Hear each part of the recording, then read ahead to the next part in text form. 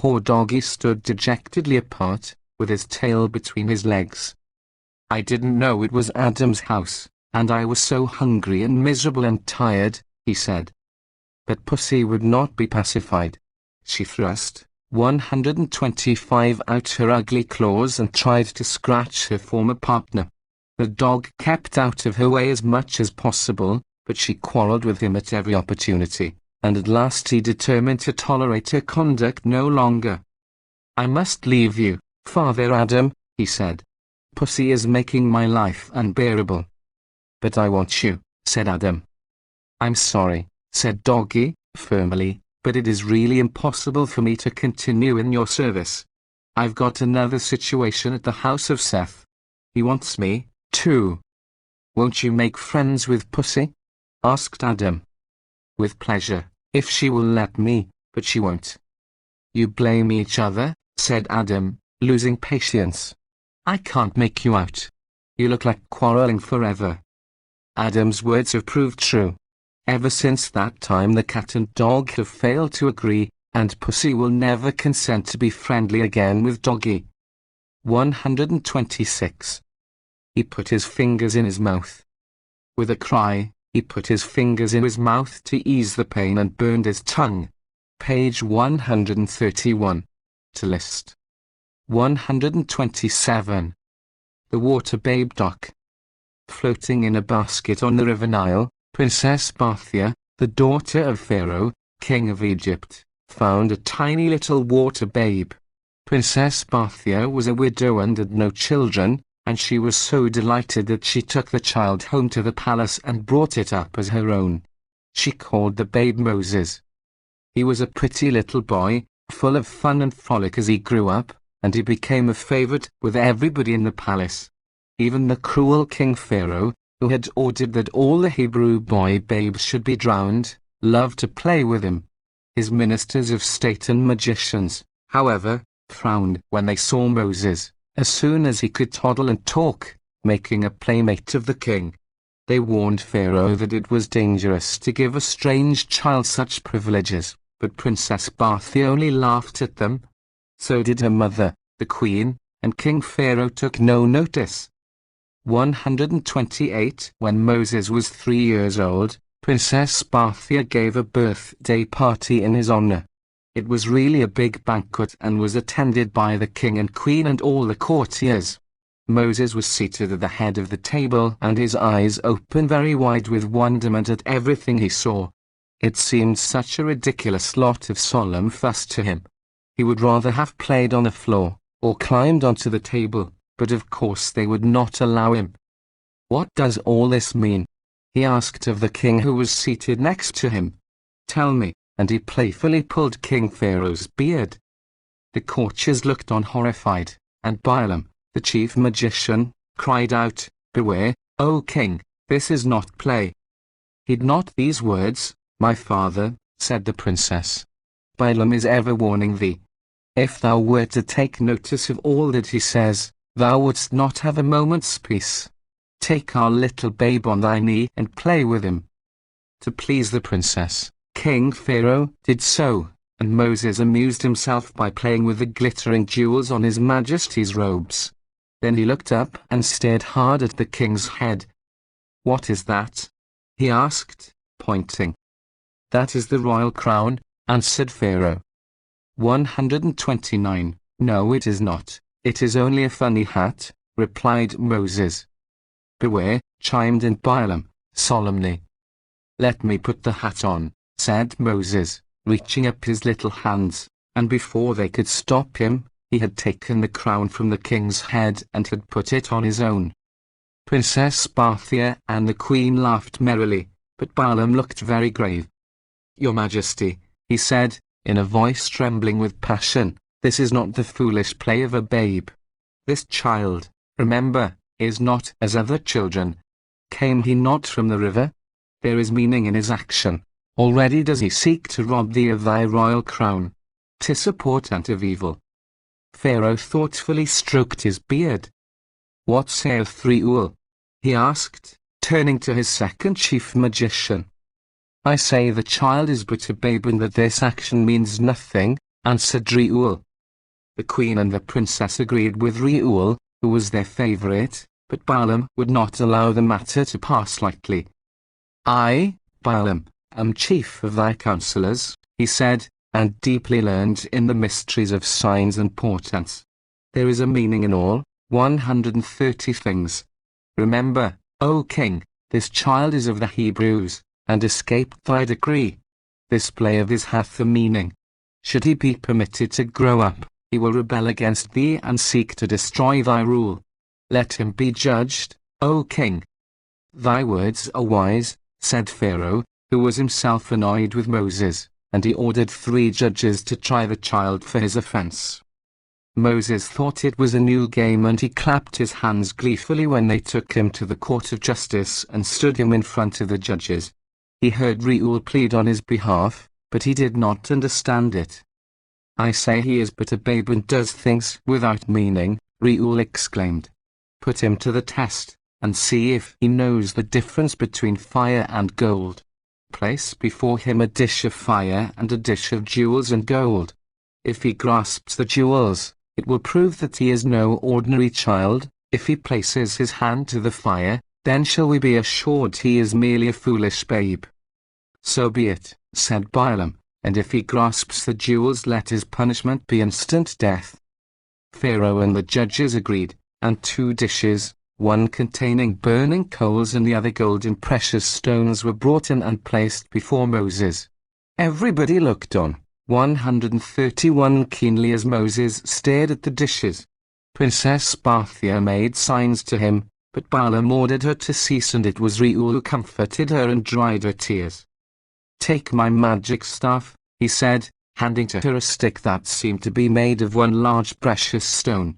This was given to Adam when he left the Garden of Eden, and has been handed down to me through Enoch and Noah, through Abraham and Jacob, unto Joseph, who left it in my keeping. Take the staff, and Moses will obey whatsoever be thy wish. The princess took the staff and pressed it to her lips. I wish, she said, that my little water babe shall seize the burning coals. Moses thrust his fingers into the fire and pulled out a glowing coal. With a cry, he put his fingers in his mouth to ease the pain and burned his tongue with the coal. Ever afterward he lisped. The princess snatched Moses and pressed him tightly to her bosom. Give me the magic stick, she said to Reuel, so that I may guard and protect the child. Canst thou read this word? Asked Reuel, pointing to a word engraved on the staff. 132, no, said the princess. Then it cannot be thine, answered Reuel. Whosoever reads this name can understand all things, even the thoughts of animals and birds. Fear not for Moses. In years to come this staff shall be his. And so it came to pass. Years afterward, when Moses was a man and fled from Egypt, he married a daughter of Reuel, who became a Hebrew and took the name of Jethro. Reuel planted the staff in his garden, and Moses saw it. He read the magic word, and touching the staff, it came out of the ground into his hands. With this staff Moses performed the wonderful things in Egypt, when he delivered the children of Israel from bondage, as is related in the Bible. 133. Sinbad of the Talmud doc. Rabba, Rabba, silly, silly Rabba, have you caught another whale today? With this strange cry, a number of children followed an elderly man through the streets of a town in the east. Their parents looked on in amusement, and some of them called after the man as the little ones did. Rabba, however, took no notice, but walked straight on with a far-away look in his eyes, as if his thoughts were elsewhere. Presently, on turning the corner of a street, he nearly ran into an Arab coming in the opposite direction. As soon as the children saw the Arab, they turned and fled. Ali Rabba is coming, they cried to one another in warning, and as fast as their legs would carry them, they made off to their homes. The Arab shook his fist threateningly after the children. Then he turned to the man whom they had followed. It is a shame, he said, hotly, that the impudent ragamuffins of the town should be allowed to cast words of disrespect in the public streets at my sainted master, Rabbi Bar Chana, the man of profound learning and the famous traveler. 134. They saw the land rise up like a huge mountain. They saw the land rise up like a huge mountain and a tremendous stream of water gush forth. Page 138. To list. 135. Be gentle, good Ali, interrupted Rabbi. Remember they are little more than babes and have not full understanding. And how can they be respectful when their parents, who should have wisdom and faith, accept not our stories of the many adventures we have had? Yesterday, I told them of the day when our ship had been surrounded by 5,000 whales, each a mile long, and they jeered and cried impossible. Impossible, echoed Ali, in a rage. Was I not there with thee, my master? Did I not count every single whale myself? Who dares to doubt my word? Have I not, for years, been thy faithful guide on thy marvelous journeys? Bah! What know these town fools, whose lives are no wider than the narrow streets in which they dwell, of the wonders of the vast world beyond the seas? Fools, ignorant fools, every one of them, my good master. Why stay you here with them and brook their insults and their sneers? Let us journey forth again this very day. A good ship waits in the harbour. 136. Ali's voice grew louder as his rage became stronger and a crowd was collecting. Rabbi hurried him away and together they made for the harbour. There they were soon engaged in earnest conversation with the captain of a vessel that had come from a distant land. I shall be glad to have two such famous travellers on my ship, said the captain. I have heard of your adventures, and in my country 'tis said that only those meet with wonders who dare to seek them and believe in them. I, too, would see the wonders of the world, and gladly will I give you passage on my ship. Next day Rabbi and Ali stood on the deck of the vessel as the sail was hoisted, and it moved slowly from the harbour to the accompaniment of cheering and some laughter from a crowd on shore. Silly Rabbi and Ali Rabbi, don't forget to bring back the moon, they cried. Find out where it goes when it is not here. Soon the land was out of sight, and scudding before favourable breezes, the ship made good progress. In 10 days it had reached a sea in which no vessel had ever sailed before. Ali said he could tell this because the fishes behaved queerly. They poked their heads out of the 137 water to gaze at the ship and then darted swiftly out of sight again. It was quite plain that they had never before seen a ship, and they evidently mistook it for some strange sea monster. Every day the fishes grew larger, but no land was sighted until another 5 days had passed. Then a desert island appeared straight ahead, and the captain steered toward it. A few blades of grass grew here and there, and Rabbi determined to land and explore the island. Accompanied by his faithful Ali, he entered a small boat and was rowed to the shore. They found a few vegetables growing that they had never seen before, and so, collecting twigs from the short, stumpy bushes, they made a fire to cook them. While the vegetables were cooking they looked around. It seems a vast land, said Rabbi, and yet over there, about 3 or 4 miles away, I think I see water. I think so, too, said Ali.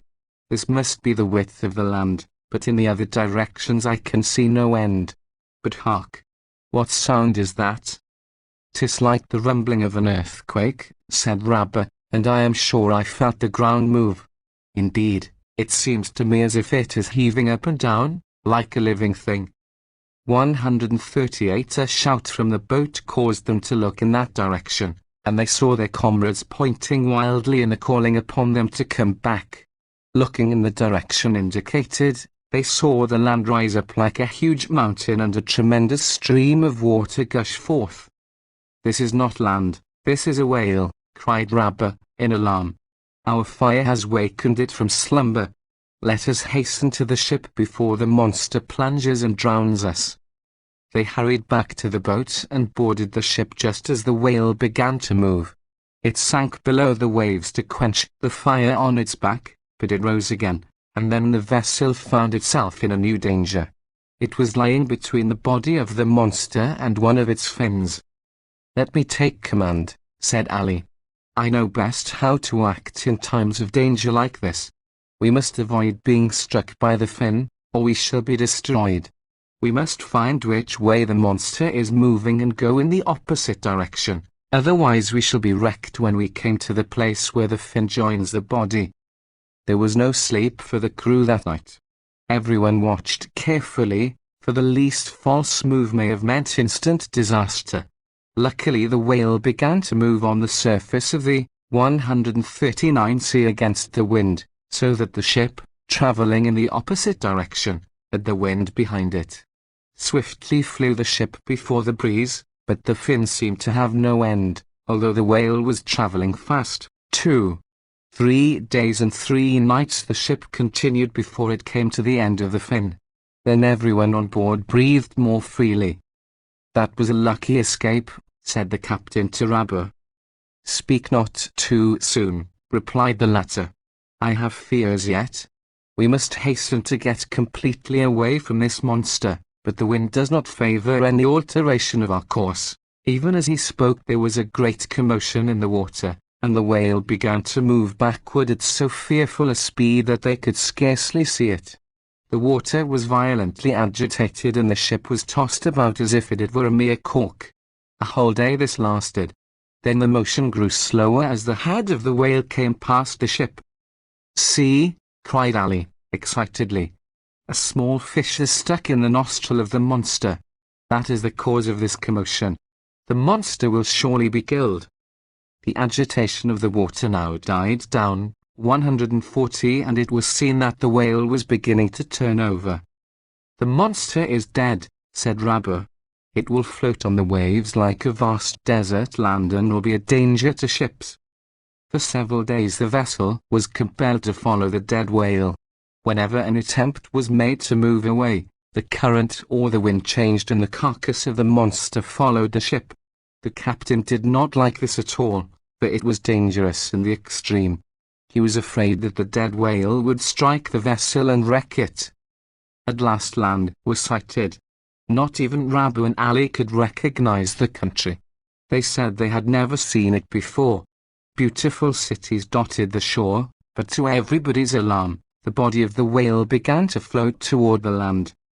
To make matters worse, a storm arose, and the monster rose and fell with each motion of the angry waves.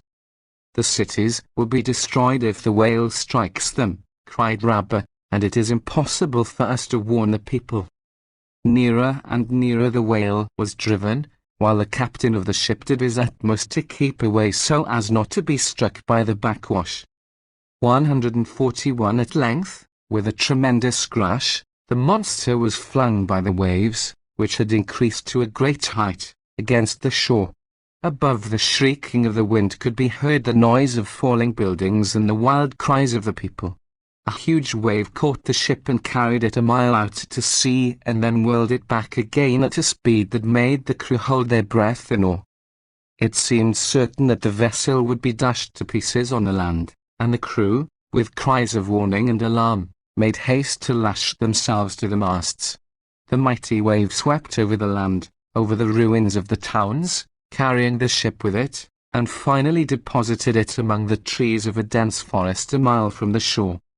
"At least we are safe for the present," said Rabba, when he had recovered from the shock and the surprise. "We are more fortunate than the poor people who have been overwhelmed by this strange disaster." "I should like to know how I am going to get my ship back to the sea," said the captain. "I never heard of such a predicament before." Rabba merely shrugged his shoulders, and with Ali he walked to the shore. An extraordinary sight met their gaze. Thousands of people were, 142, rushing madly to the forests. Everywhere was ruin and desolation. All the towns along the coast, 60 in number they learned afterward, had been destroyed by the stranding of the monster and the tidal wave that followed, and what had not been levelled and swept out to sea had been carried inland to the forests and beyond. All along the coast, as far as the eye could see, lay the body of the whale like a mountain range, and hundreds of people ran up and down, weeping bitterly and wringing their hands. Rabbi gathered as many of them as he could together and addressed them. "Good people," he said, Ye are the victims of a terrible calamity that has robbed you at one cruel blow of your homes, and many of you of your families. But ye that have survived have duties to yourselves and to the future. In this hour of grief, despair not. There lies the fearful monster that has been your destruction. It shall also be your salvation. Its body can supply you all with food. What you cannot eat, you can salt and store for the future. Thousands of casks of oil can be obtained from its blubber, and with this ye can trade. Then, too, its bones are valuable. The people thanked Rabbi for his good advice. 143 And immediately they set about doing what he bade them. They told him this was a bewitched land, the country of Kishaf, abounding with terrible monsters both on land and in the sea, and ruled over by a malignant jinn, named Hormuz, who gave them no peace. They asked Rabbi to try and kill this sprite who said that only a stranger to the land could do him harm, and so Rabbi and his faithful Ali, mounted on horses, set forth on their adventures. I think I know this country, said Ali. I believe I landed once on the other shore. We cannot be far from the wilderness in which the Israelites wandered. For several days they journeyed through forests and across plains and nothing happened. At last they came to a broad, high wall which barred their progress. They could find no opening through which to pass, and while they were wondering what to do, a strange figure suddenly appeared on the wall. One of his legs was longer than the other, and his arms were also of different length. His ears and eyes were also unequal, and he hopped and bounded along the wall at amazing speed. My name is Hormuz, he cried. Who are ye? 144 Strangers, called Rabbi, and as soon as he heard the word, the sprite darted swiftly off along the top of the wall. But although the horses ran at topmost speed, they could not overtake him, and he quickly disappeared. Where he was lost to sight, however, there was a hole in the wall, and through this Rabbi and Ali just managed to take their horses. A vast wilderness lay before them. Ali picked up 2 clods of earth and smelt them. As I thought, he said, this is the wilderness of the Israelites. Come, I will show thee strange sights. Before nightfall, they came to a place where the bodies of a large number of men lay strewn on the ground. These men must have been giants, said Rabbi, as Ali, with his spear uplifted, rode under the raised knee of one of the bodies. These must be the bodies of the Ephraimites who left Egypt before the rest of the children of Israel and were slain. He cut off a portion of a garment that still covered one of the bodies, but when he tried to move he could not. He seemed to be rooted to the spot, nor could his horse move. 145 Oh, oh, cried Ali, my horse has lost its power to move. Thou must have taken something from the dead. Return it, good master, or we shall be held fast here until we perish. Rabbi returned the piece of garment, and they were able to move again. They hurried from the place and came to a chasm in the ground from which smoke was rising. This is the pit in which Korah and his children were swallowed, said Ali. That must have been a wonderful sight, said Rabbi. I have heard that the pit became like a funnel and that the air all about Eden sucked in everything that belonged to Korah. Even the things that people had borrowed from him, such as dishes, rolled along the ground from a distance and into the pit. Come, let us hasten away. They continued their journey for many days, but could not see the demon again. One day the desert ended and they came to the sea. They encamped for the night, and when morning broke Rabbi was surprised to find that the basket, in which they kept their provisions, had disappeared. I think I can explain, said Ali. No thieves have been here, but this is the end of the world. 146 The edge of the earth. Here, once in every 24 hours, the sky and the earth in their revolution scrape together. The sky must have caught up your basket and carried it away. It will be returned at the same hour tomorrow morning. Rabbi awoke next morning before the sunrise and saw his basket floating down to earth on a cloud. Both he and Ali were overjoyed when they recovered it, for they were very hungry. While they were eating, the sky grew dark, and looking up they saw what appeared to be a great cloud above their heads. Out of the sea a mighty tree seemed suddenly to have grown. They moved cautiously forward to investigate. "Take heed," cried a voice of thunder. "I am a bird standing in the water. It is so deep, with such swift currents, that 7 years ago an axe fell in and has not yet reached the bottom." Rabbi and Ali crouched on the ground in great fear, until at last Rabbi called, "Mighty bird, we seek your help. We are anxious to find the wicked jinn, Hormuz, and slay him so that people shall be free." "Follow me," answered the bird, and like a spreading cloud it flew along the coast. Rabbi and Ali followed on their horses. 147. "Look," cried Ali, suddenly, pointing out to sea. A huge snake and dragon were fighting, and at last the sea serpent, which was almost as big as the whale that had destroyed the towns, swallowed the dragon. No sooner had it done so, however, than the giant bird swooped down and gobbled up the snake. "That was a good fat worm for breakfast," called the bird. "Now I shall rest." It flew toward a gigantic tree, which now appeared. So tall was it that its upper branches were lost in the clouds. The bird perched on a branch of the tree. "Proceed along the coast until you come to 2 bridges," said the bird. "There you will find Hormuz. Give him 2 cups of wine to drink, then you can slay him. But be sure you take the diamond from his cap. I, Aziz, give you this warning." Rabbi thanked the bird for its information, and with Ali continued on his journey. After 3 days they came to a river crossed by 2 bridges, and with 1 foot on each stood Hormuz. As soon as he saw them he began to run, but Rabbi called after him, "We bring thee an offering of good wine," and he promptly returned. 148. Rabbi filled the 2 cups which he had from a leathern bottle, and Hormuz took a cup in each hand, smacking his lips as he did so. "See," he said, and he tossed the wine into the air, and the wine from the right-hand cup fell into the left-hand cup, and that from the left-hand cup into the right, and not a drop was spilt. Then he swallowed them both at one gulp. Almost immediately he fell down in a stupor, and Rabbi stabbed him again and again with his spear. Yet, when he seemed quite dead, he jumped up again. "The diamond!" cried Rabbi, excitedly, and Ali snatched it from the cap of Hormuz. Then the demon fell dead. "We can return now," said Rabbi, and they set out at once, taking the body with them. They halted only to take food, and the first time they did so a funny thing happened. Ali had killed an animal and Rabbi had caught some fish, and, while these were cooking, Rabbi took the jinn's diamond from his pocket and examined it. At once the fish and the animal came to life again, jumped out of the cooking pot and made off. "This is a magic diamond," said Rabbi, "that has the power to bring dead things to life. We keep it covered when we wish to eat."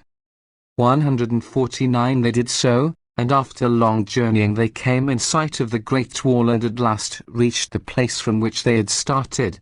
They had been away 12 months in all, and the people were heartily glad to see them, especially when they heard that Hormuz had been killed and saw his body. They had worked hard on the carcass of the huge whale and were rebuilding the 60 towns and villages that had been destroyed, with the bones of the monster, using the skin as coverings for their tents. With the help of the magic diamond, Rabbi called Aziz, and it took the ship which had been carried into the forest in its beak and flew with it to the sea. Gathering their old comrades, Rabbi and Ali set sail for home. All the inhabitants stood on shore and cheered as long as the ship was in sight. They were sorry that Rabbi was gone, but they felt certain now that Hormuz was dead, that neither more would they be troubled by monsters which brought them such terrible disasters. 150. He looked up and beheld the most beautiful woman. He looked up and beheld the most beautiful woman his eyes had ever seen. Page 157. To list. 151. The outcast princestock. There lived a king who had an only son, on whom he doted. No one, not even his oldest tutor, was permitted to utter a word of correction to the prince whenever he did anything wrong, and so he grew up completely spoiled. He had many faults, but the worst features of his character were that he was proud, arrogant, and cruel. Naturally, too, he was selfish and disobedient. When he was called to his lessons, he refused, saying, "I am a prince. Before many years I shall be your king. I have no need to learn what common people must know. Enough for me that I shall occupy the throne and shall rule. My will alone shall prevail. Says not the law of the land, the king can do no wrong?" Handsome and haughty, even as a youth, he made the king's subjects fear him by his imperious manner. His appearance in the streets was the signal for everyone to run into his house, bar the doors, and peer nervously through the 152 casements. He was a reckless rider, and woe betide the unfortunate persons who happened to be in his way. Sparing neither man, woman, nor child, he callously rode over them, or lashed out vindictively with the long whip he always carried, laughing when anyone screamed with pain. So outrageous did his public conduct become that the people determined to suffer in silence no longer. They denounced the prince in public. They petitioned the king himself to restrain his son, and his majesty could not disregard the complaints. At first he was merely annoyed, then he was indignant, but when he saw that the people were thoroughly aroused and threatened revolt, he deemed it wise to inquire into the charges against his son. A commission of 3 judges was appointed to investigate. They made fullest inquiry and finally laid a document before the king summarizing what they did not hesitate to declare the infamous actions of His Royal Highness, the Crown Prince. The king's sense of justice and righteousness at once overcame his foolish pride. "My people stand justified in their attitude, which at first I thought only disrespectful to my royal person," he said. "I owe them an apology, 153 and recompense. I shall atone. And my son shall atone, too. He shall not escape punishment." He summoned his son to appear before him, and the prince entered the royal justice chamber with the air of a braggart, smiling contemptuously at the learned judges who were seated to right and left of his majesty, and defiantly cracking his whip. "Knowest thou why thou hast been bidden to stand before the judges of the land?" asked the king. "I know not and I care not," was a haughty answer. "The foolish chatter of the mob interests me not." The king frowned. He had not seen the prince behave in this fashion before. In the presence of his father, he had always been respectful. "Thou hast disgraced thy honored name and thy mother's sacred memory, foolish prince," exclaimed the monarch angrily. "Thou hast humiliated thyself and me before the people."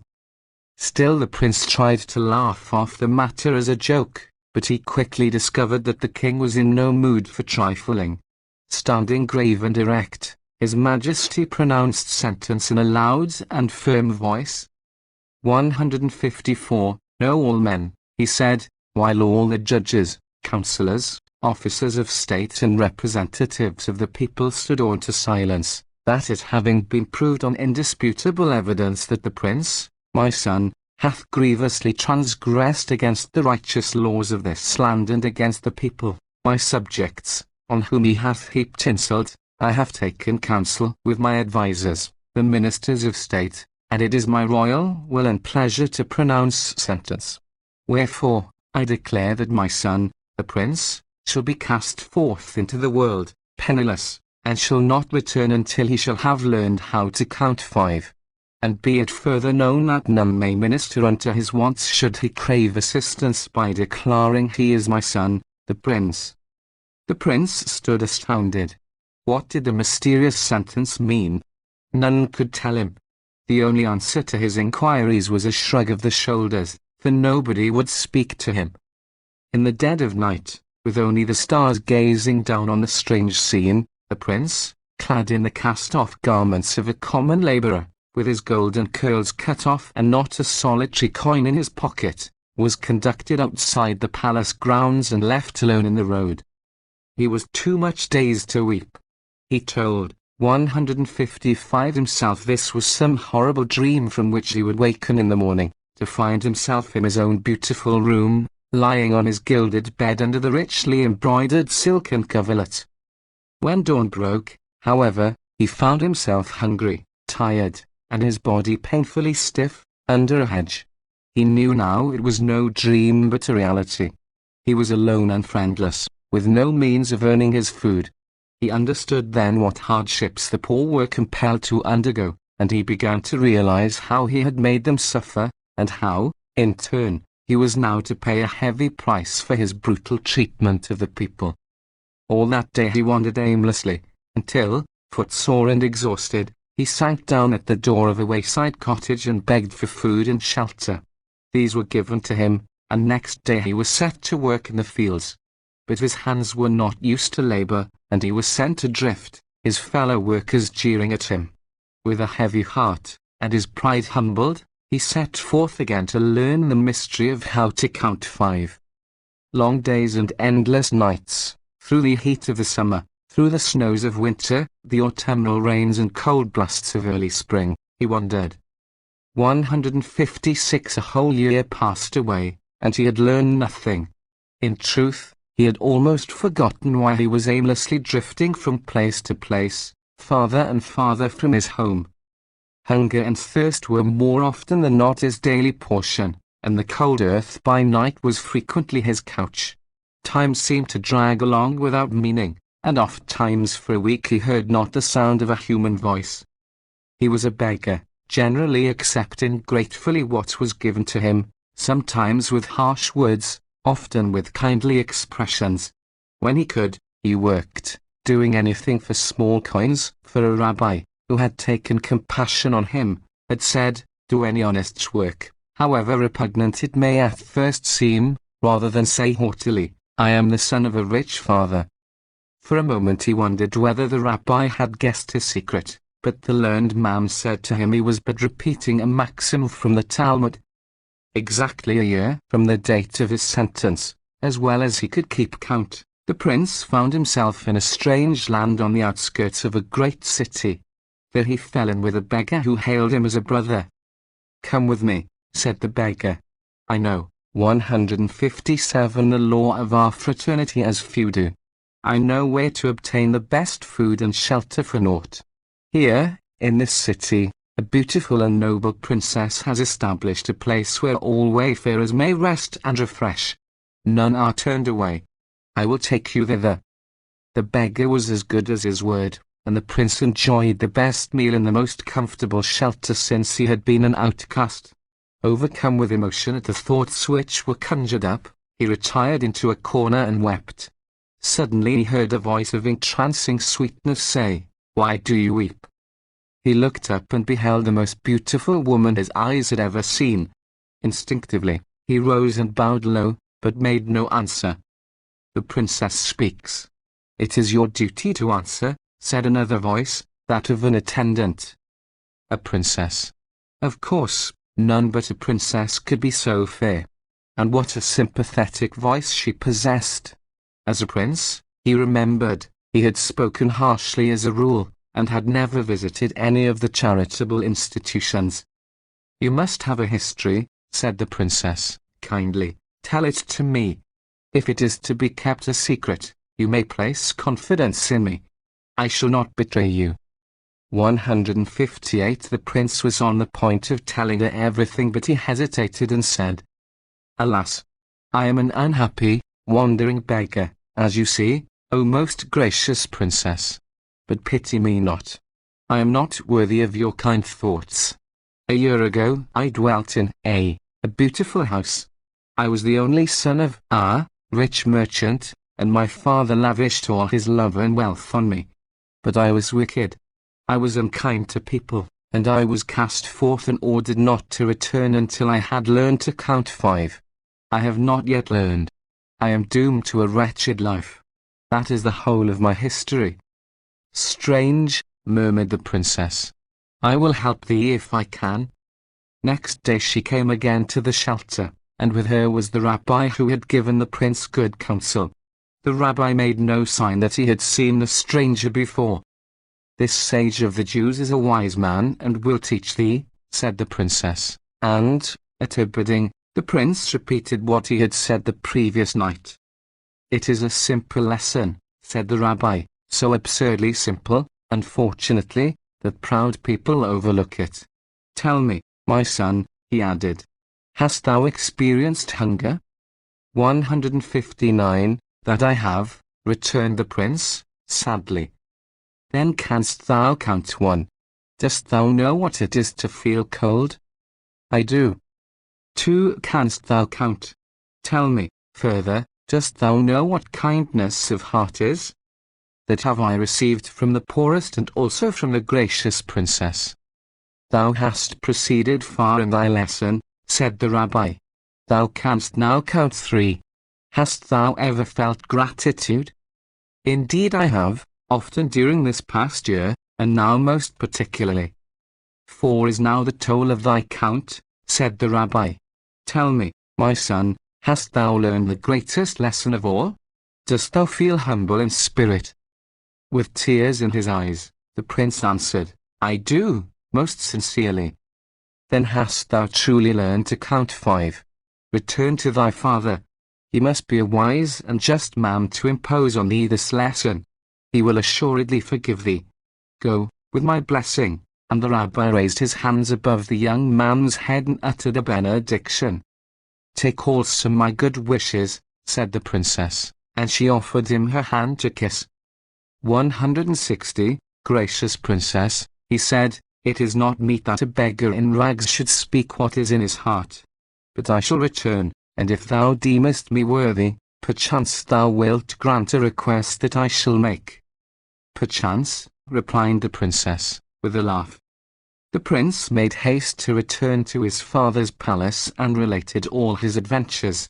The old man listened quietly, then he clasped his son in his arms, forgave him, and proudly proclaimed him prince before all the people again. He was a changed man, and never more guilty of a cruel action. Before many months had passed, he returned to the city where he had seen the princess, with a long retinue of attendants, all bearing presents. "Gracious princess," he said, when he had been granted an audience, "I said I would return. Indeed, I know thee not." The prince told her of their former meeting, and she seemed highly pleased. "Now," he said, "put the crown on thy work which restored to me the manhood I had foolishly cast away by my conduct. I would make thee my bride, and with thee ever my guide and counselor. I shall be the most faithful of kings." 161, "And thou a queen of goodness and beauty and wisdom such as the world has not yet seen." The princess did not give her answer immediately, but in due course she did, and once again, the prince returned home, this time happier than ever. Sitting by his side in the chariot of state, was the princess, radiant in smiles, for the people welcomed her heartily, strewing flowers in her path, and ever afterward there was happiness throughout the land. 162. As the Shah raised his sword, an old man stepped from behind the tree. As the Shah raised his sword, an old man stepped from behind the tree. Page 166. To list. 163. The story of Bostanaitok. In the days of long ago, when Persia was a famous and beautiful land, with innumerable rose gardens that perfumed the whole country and gorgeous palaces, there lived a king, named Hormuz. He was a cruel monarch, this Shah of Persia. He tyrannized over his people and never allowed them to live in peace. Above all, he hated the Jews. "These descendants of Abraham," he said to his Grand Vizier, "never know when they are beaten. How many times it has been reported to me that they have been wiped out of existence, or driven from the land, I know not. Yet nothing, it seems, can crush their spirit. Tell me, why is this?" "It is because they have a firm faith in their future," answered the vizier. "What mean you by those words?" demanded the king, angrily. "I speak only of what I have heard from their 164 wise men," the vizier replied, hastily. "They hold the belief that they will be restored as a united people to their own land." "Under their own king?" interrupted Hormuz. "Under a descendant of the royal house of David," the vizier answered, solemnly. The king stamped his foot with rage. How dare they think of any other Shah but me, he exclaimed, for his one idea of ruling over people was that he had every right to be cruel to them. Then he said suddenly, think you that if there were no more people who could trace their ancestry to this David, their faith would be shattered? Peradventure, it may be so. It shall be so, cried the king. There shall be no remnants of this house of David. He summoned his executioners, and when they were lined up before him, he surveyed the evil-looking band with a cunning gleam in his eye. Unto you, he said, in a rasping voice, I hand over all the descendants of the house of David to be found among the Jews in the whole of the realm of Persia. Slay them instantly. See to it that not a single one, man, woman, or child, is left alive. Woe betide you, and you my counselors. This with a meaning glance at 165 The Grand Vizier, if my commands are not carried out to the letter. To your duties. Ye are dismissed from the presence. Waving them away, he indulged his fancy and thoughts of the coming executions, chuckling the while. From day to day he received reports that his commands were being carried out. The land was filled with weeping, for the cruel butchery was worse than war. None could defend themselves. Mere suspicion was enough for the executioners. They wasted no time with doubts, but slew all who were said to belong to the house of David. The Shah looked over the list each night and chuckled. At last he was informed that all had been slaughtered. 'Tis well, he said, rubbing his hands, gleefully, I shall sleep in peace tonight. He slept in a bower in a rose garden, and nowhere in the world are the roses so magnificent and so sweet-scented as in Persia. I shall have pleasant dreams, he muttered, but instead he had a nightmare that frightened him terribly. He dreamed that he was walking in his rose garden, but instead of deriving pleasure from the beautiful trees, he was only angered. 166? Are there no white, or yellow, or pink roses? He asked, but received no answer. All red, deep red, he muttered, in his troubled manner. Tell me, he demanded fiercely, stopping before a tree heavily laden with flowers, why are you so red today? And the roses spoke and replied, because of the innocent blood that has been shed. It is royal blood that has drenched the ground, and none but crimson roses shall bloom this year in Persia. Bah! Screamed the enraged Shah, and, drawing his scimitar, he began hacking right and left among the flowers.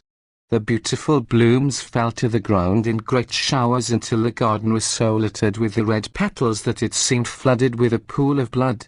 At last only one tree remained, and as the Shah raised his sword to cut it down, an old man stepped from behind it and confronted the king. Who art thou, and whence camest thou?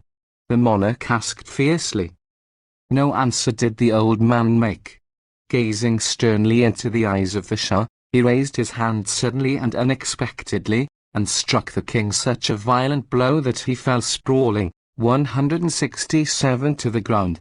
He lay half-stunned among the red petals, looking up at the old man. Art thou not satisfied with the destruction thou hast wrought? The old man asked. Must thou take the life of the last rose tree? The old man stooped to pick up the scimitar which had fallen from the king's grasp. No, no, screamed Hormuz, fearing that he was to be slain.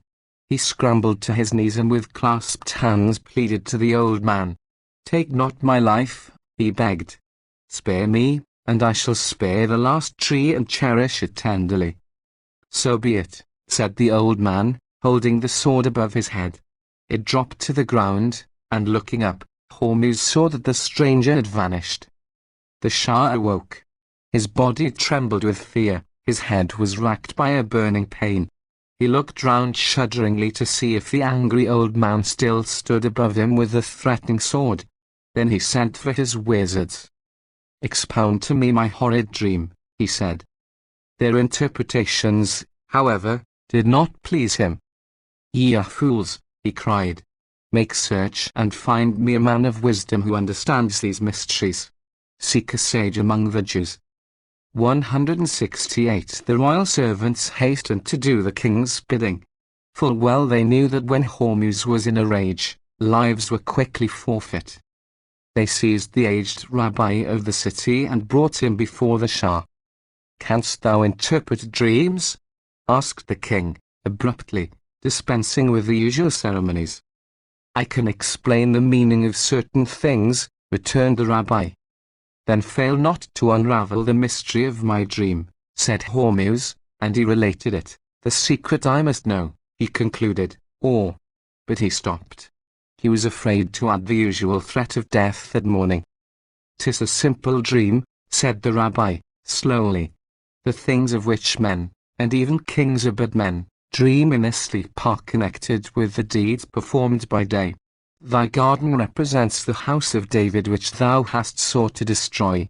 The old man was King David himself, and thou hast promised to cherish and nurture his one remaining descendant." The Shah listened in silence. Then, with a flash in his eye, he said, "But all the descendants of this King David were slain." "All but one," said the rabbi. "There is a boy babe, born on the day the executions ceased." 169 Where is he? asked Hormuz. "Your vow," the rabbi began, nervously, for he did not wish to hand over this child to death. "My promise shall be faithfully carried out," interrupted the monarch. "The boy is in my house," said the rabbi. "His mother, who escaped the massacre, died when he was born." "Bring him hither," commanded Hormuz. "Fear not." From his finger he drew a ring and handed it to the learned man. "This is my bond," he said. "The possession of this ensures thy safety." The child was brought to the palace, and the Shah looked at him with intent gaze. "He shall be brought up as a prince," said the king. "Servants, attendants and slaves shall he have in great number to minister unto all his needs. He shall be treated with the utmost kindness. And because of my dream in the garden, I name him Bostani." The Shah did this because Bostan is the Persian word for rose garden. He touched the child with his jeweled scepter, and all present bowed low before the babe, and 170 showed him the respect and devotion due to a prince. Hormuz, however, was too cruel to be quite satisfied. He feared to harm the boy, but he wanted some proof that Bostani was really a descendant of King David. The child grew up into a handsome, clever youth, and Hormuz, partly out of fear, but partly because he had really grown to love the boy, kept him constantly by his side. One day, while sitting in the bower in the garden, he watched the boy among the roses. The day was hot and a drowsiness came over the king. He had not slept in that bower since the night of his fateful dream, and he was not happy about doing so now. But he did not lack courage, and he called the boy to him. "Bostani," he said, "stand guard by the door, and move not while I sleep." Hormuz slept soundly and peacefully for some time, and when he awoke he saw the lad standing motionless where he had placed himself. "Bostani," he called, and when the boy turned, he was startled to see blood trickling from the wound on his face. "What is that?" he asked, anxiously. "The sting of a wasp," Bostani replied.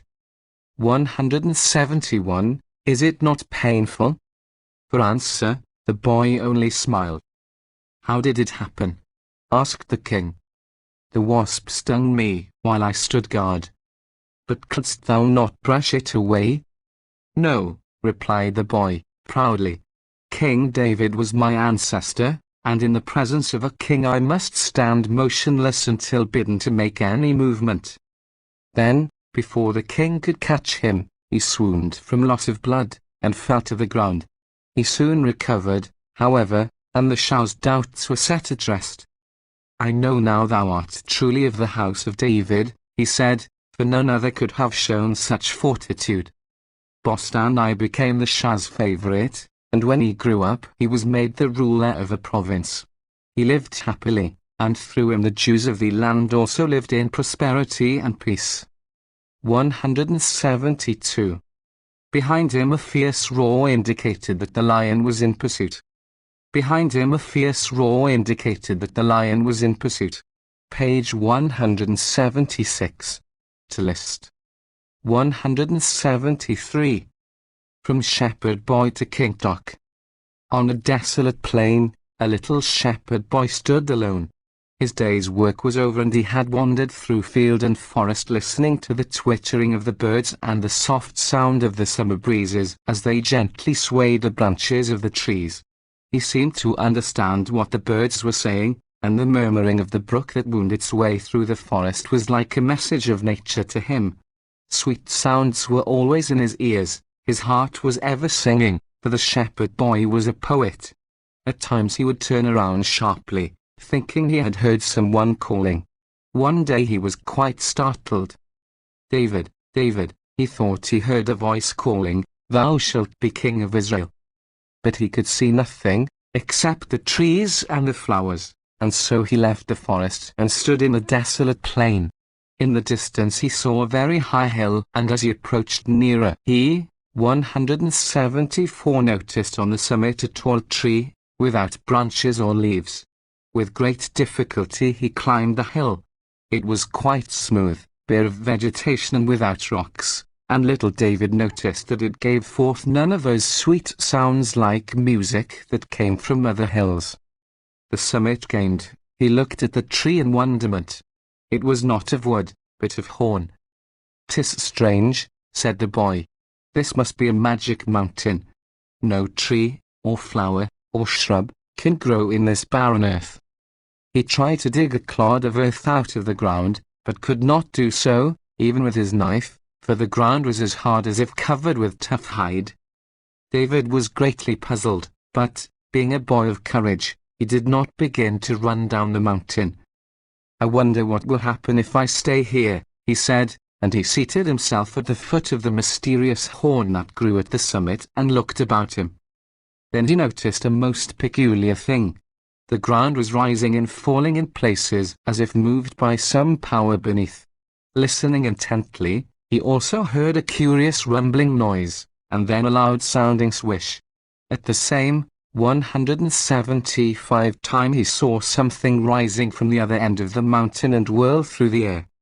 "That is just like a tail," exclaimed David in surprise. The next minute he had to cling with all his might to the horn, for the whole mountain was moving. It was rising, and soon David was quite near the clouds. The earth was a great distance away, and, judging by a tremendous shadow cast by the sun, David could see that he was clinging to the horn of a gigantic animal. "I know what it is now," he said. "This is not a mountain, but a unicorn. The monster must have been lying asleep when I mistook it for a hill." David began to puzzle his brain as to a means of getting down from his perilous perch.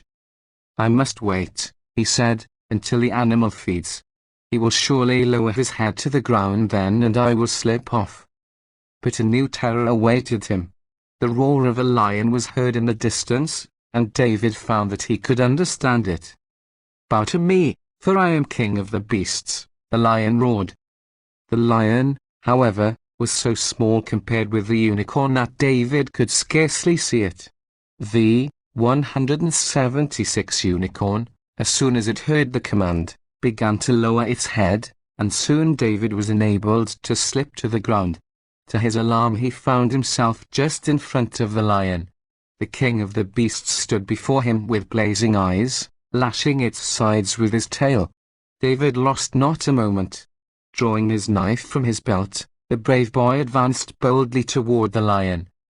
Just then a sound attracted the attention of both the boy and the beast. It was a deer.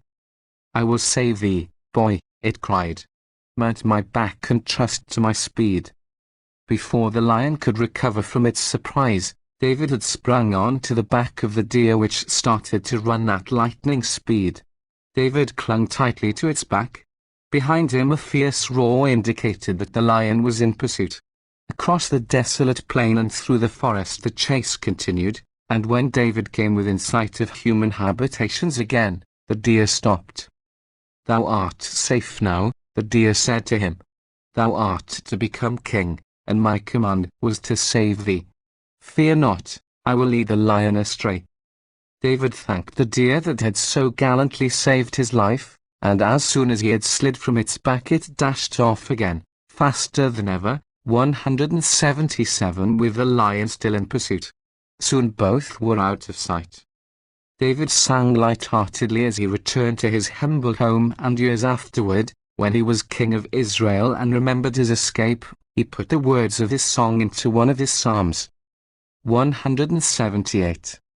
The gates opened from within. The gates opened from within, and the Arab stood before them. P. 185. To list. 179. The magic palace stock. Ibrahim, the most learned and pious man of the city, whom everybody held in esteem, fell on troubled days.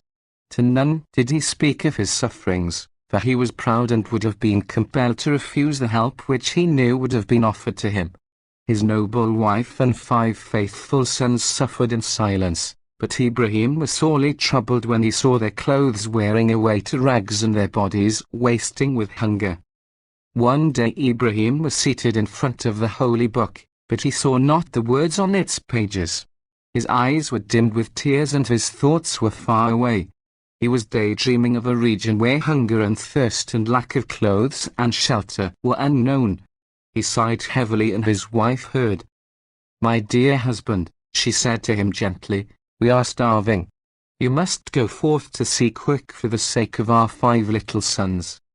180. Yes, yes, he replied, sadly, and for you, too, my devoted wife. But and he pointed to his tattered garments. "How can I go out in these? Who will employ a man so miserably clad?" "I will ask our kind neighbors to lend you some raiment," said his wife, and although he made some demur at first, she did so and was successful in obtaining the loan of a cloak which completely covered Ibrahim and restored to him his dignified appearance. His good wife cheered him with brave words. He took his staff and set out with head erect and his heart filled with a great hope. All people saluted the learned Ibrahim, for it was not often he was seen abroad in the busy streets of the city. He returned their greetings with kindly smiles, but halted not in his walk. He had no wish to make any claims upon his fellow citizens, who would no doubt have gladly assisted him. He desired to go among strangers and work so that he should not be beholden to anyone. Beyond the city gates, where the palm trees grew and the camels trudged lazily toward the distant desert, he was suddenly accosted by a stranger dressed as an Arab. 181. "O learned and holy man of the city," he said, "command me, for I am thy slave." At the same time he made a low bow before Ibrahim. "My slave," returned Ibrahim, in surprise. "You mock me, stranger. I am wretchedly poor. I seek but the opportunity to sell myself, even as a slave, to any man who will provide food and clothing for my wife and children." "Sell not thyself," said the Arab. "Offer me for sale instead. I am a marvelous builder. Behold these plans and models, specimens of my skill and handiwork." From beneath the folds of his ample robes, the Arab produced a scroll and a box and held them out to Ibrahim. The latter took them, wonderingly. On the scroll were traced designs of stately buildings. Within the box was an exquisite model of a palace, a marvelous piece of work, perfect in detail and workmanship. Ibrahim examined it with great care. "I have never seen anything so beautiful," he admitted. "It is wrought and fashioned with exceeding good taste. It is in itself a work of art. You must indeed be a wondrous craftsman. Whence come you?" "What matters that?" replied the Arab. "I, 182, am thy slave. Is there not in this city some rich merchant or nobleman who needs the services of such talents as I possess? Seek him out and dispose of me to him. To thee he will give ear, to me he will not listen." Ibrahim pondered over this strange request for a while. "Agreed," he said, at length. Together they returned to the city. There Ibrahim made inquiries in the bazaar where the wealthy traders met to discuss their affairs, and soon learned of a rich dealer in precious stones, a man of a multitude of charitable deeds, who was anxious to erect an imposing residence. He called upon the jeweler.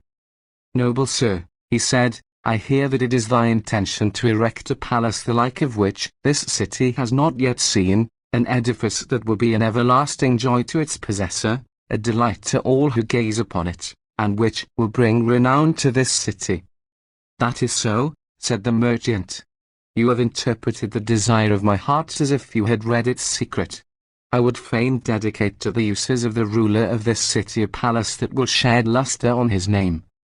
"It is well," returned Ibrahim.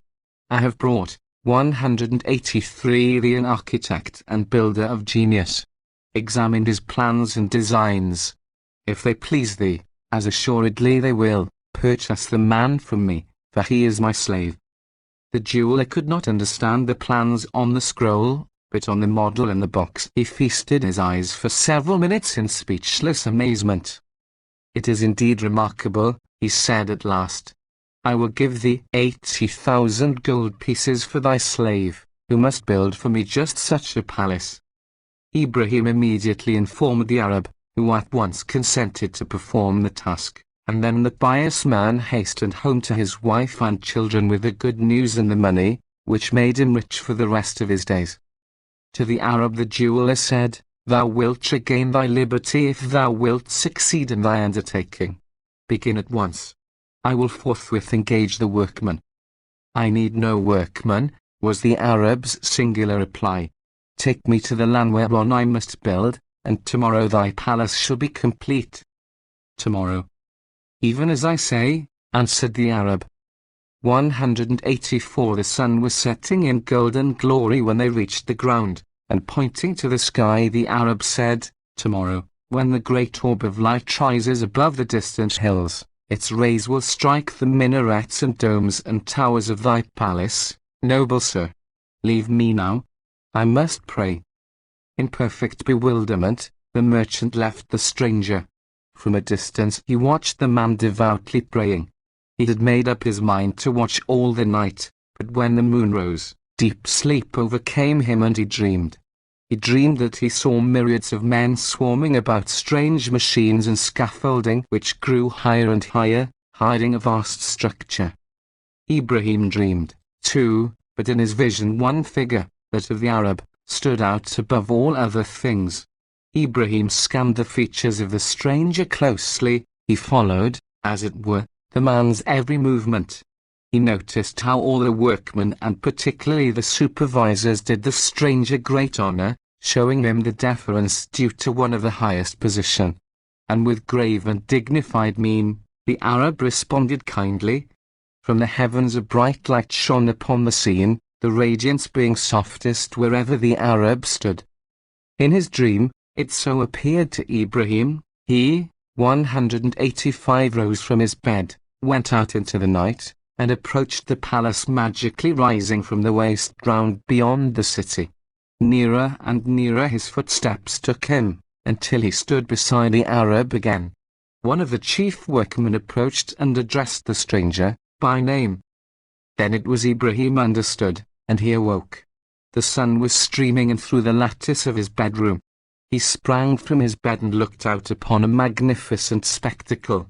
Beyond the city, the sun's rays were reflected by a dazzling array of gilded cupolas and glittering spires, the towers of the palace of marble that he had seen builded in his dream.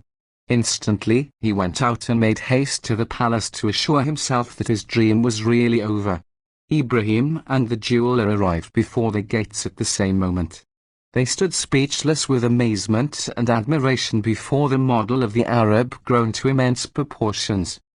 Almost at the same moment, the gates, ornamented with beaten gold, opened from within and the Arab stood before them.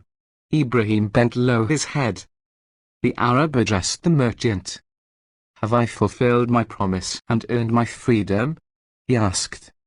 186. "Verily thou hast," answered the merchant. "Then farewell, and may blessings rest on thee and the good Ibrahim and on all your works." Thus spoke the Arab, raising his hands in benediction. Then he disappeared within the golden doors. The jeweler and Ibrahim followed quickly, But though they hastened through the halls and corridors of many-colored marbles, in and out of rooms lighted by windows of clearest crystal, and up and down staircases of burnished metal, they could find no one. Emerging into the open again, they saw a huge crowd standing in wonderment before the gates. "Tell me," said the jeweler, "who was the builder of this magic palace?" "Elijah, the prophet," said Ibrahim, "the benefactor of mankind, who revisits the earth to assist in their distress those deemed worthy. Blessed am I, and blessed art thou for thy good deeds, for we have been truly honored." To show his gratitude, the merchant gave a banquet in his palace to all the people in the city and scattered gold and silver pieces among the crowds that thronged the streets. 187. The sleep of 100 years. It was at the time of the destruction of the first temple. The cruel war had laid Jerusalem desolate, and terrible was the suffering of the people. Rabbi Anias, mounted on a camel, was sorrowfully making his way toward the unhappy city. He had traveled many days and was weary from lack of sleep and faint with hunger, yet he would not touch the basket of dates he had with him, nor would he drink from the water in a leather bottle attached to the saddle. "Perchance," he said, "I shall meet someone who needs them more than I." But everywhere the land was deserted. One day, nearing the end of the journey, he saw a man planting a carob tree at the foot of a hill. "The Chaldeans," said the man, "have destroyed my beautiful vineyards and all my crops, but I must sow and plant anew, so that the land may live again." 188. The sun was shining on a noble city. The sun was shining on a noble city of pinnacles and minarets. P. 191. To list. 189. Onias passed sorrowfully on, and at the top of the hill he stopped. Before him lay Jerusalem, not the once beautiful city with its hundreds of domes and minarets that caught the first rays of the sun each morning, but a vast heap of ruins and charred buildings. Onias threw himself on the ground and wept bitterly. No human being could he see, and the sun was setting over what looked like a city of the dead. "Woe, woe," he cried. "Zion, my beautiful Zion, is no more. Can it ever rise again? Not in 100 years can its glory be renewed." The sun sank lower as he continued to gaze upon the ruined city, and darkness gathered over the scene. Utterly exhausted, Onias, laying his head upon his camel on the ground, fell into a deep sleep. The silver moon shone serenely through the night and paled with the dawn, and the sun cast its bright rays on the sleeping rabbi. Darkness spread its mantle of night once more, and again the sun rose, and still Onias slept. Days passed into weeks, the weeks merged into months, and the months rolled on until years went by, but Rabbi Onias did not waken. Seeds, blown by the winds and brought by the birds, dropped around him, took root and grew 190 into shrubs, and soon a thick hedge surrounded him and screened him from all who passed.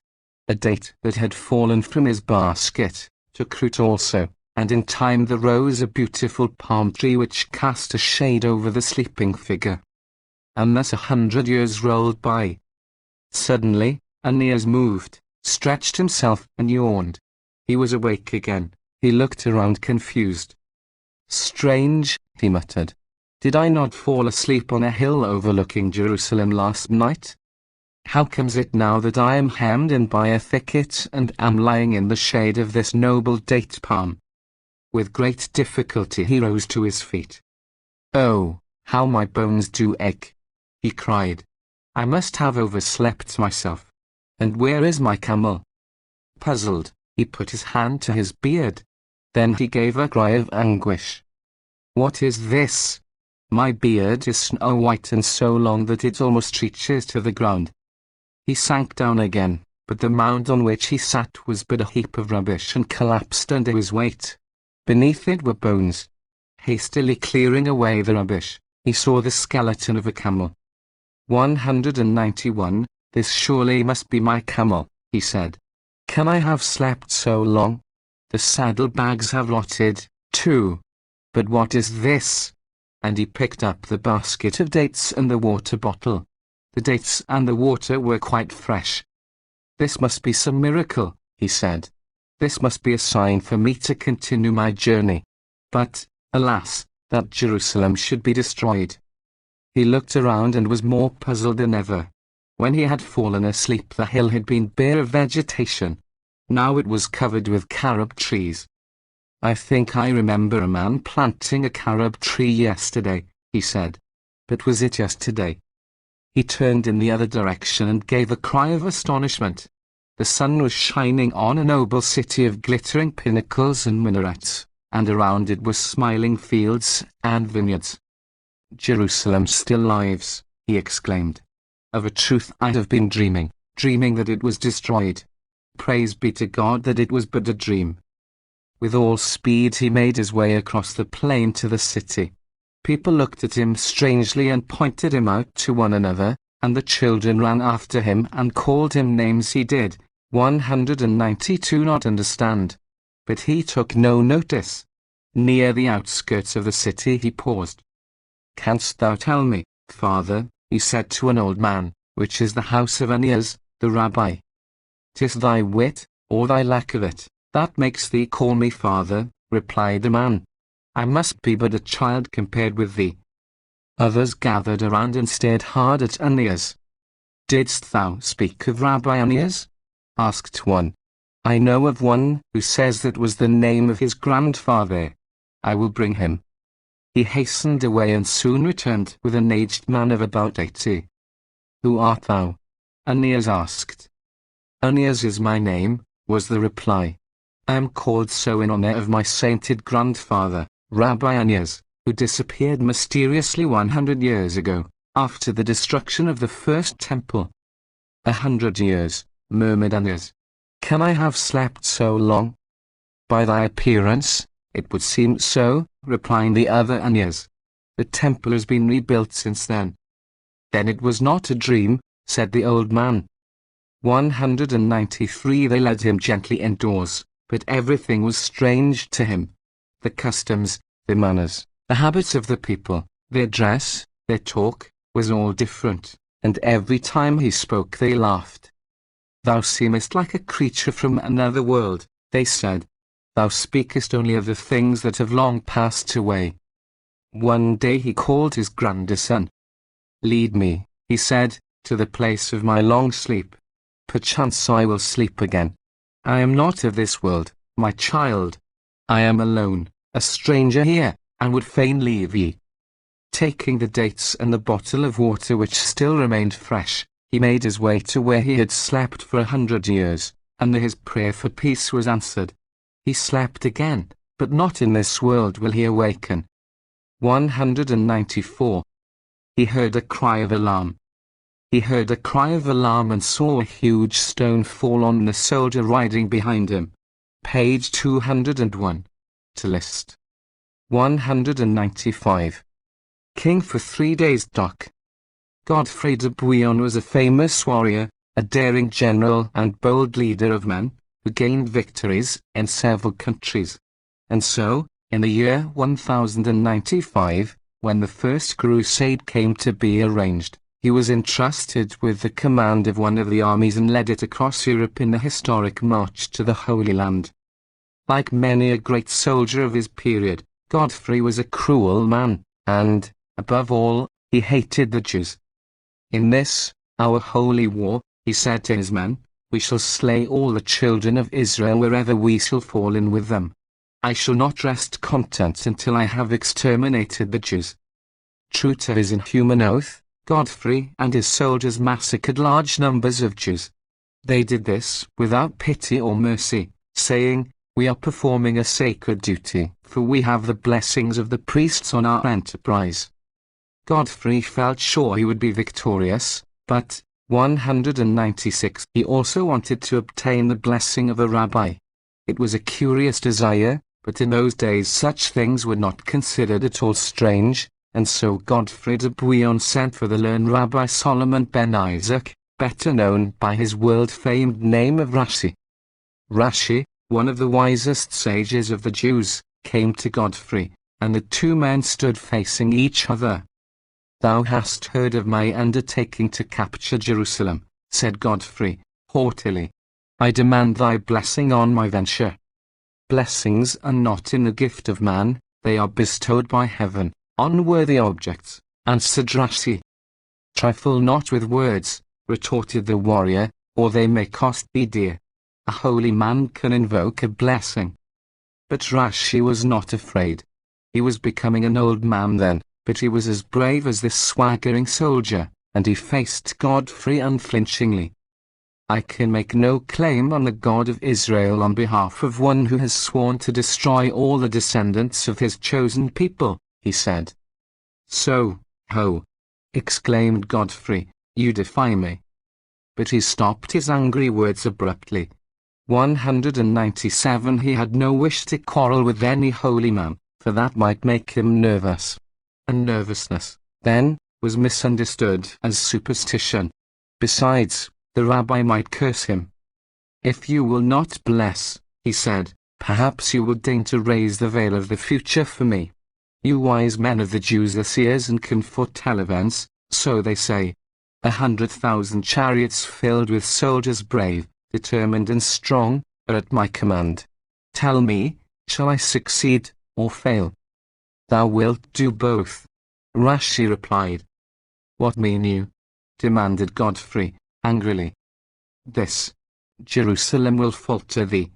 So it is ordained, and thou wilt become its king." "Ha, ha! So you deem it wisest to pronounce a blessing after all?" interrupted Godfrey. "I am content." "I have not spoken all," said the rabbi, gravely. 3 days wilt thou rule and no more." Godfrey turned pale. "Shall I return?" he asked, slowly. "Not with thy multitude of chariots. Thy vast army will have dwindled to 3 horses and 3 men when thou reachest this city." 198 Enough, cried Godfrey. "If you think to affright me with these ominous words, you fail in your intent. And hearken, Rabbi of the Jews, your words shall be remembered. Should they prove incorrect in the minutest detail, if I am king of Jerusalem for 4 days, or return with 4 horsemen, you shall pay the penalty of a false prophet and shall be consigned to the flames. Do you understand? You shall be put to death." "I understand well," returned Rashi, quite unmoved. "It is a sentence which you and your kind love to pronounce with or without the sanction of those whom you call your holy men. It is not I who fear, Godfrey de Bouillon. I seek not to peer into the future to assure my own safety." With these words they parted, the rabbi returning to his prayers and to his studies, which have enriched the learning of the Jews, while Godfrey proceeded to lay a trail of innocent Jewish blood along the banks of the Rhine in his march to Palestine. History has set on record the events of the crusade. Godfrey, after many battles, laid siege to the holy city, captured it, and drove the Jews into one of the synagogues and burned 199 them alive. 8 days afterward, his soldiers raised him on their shields and proclaimed him king. Godfrey was delighted, but 2 days later he thought the matter over carefully and decided that he could not live in Jerusalem always.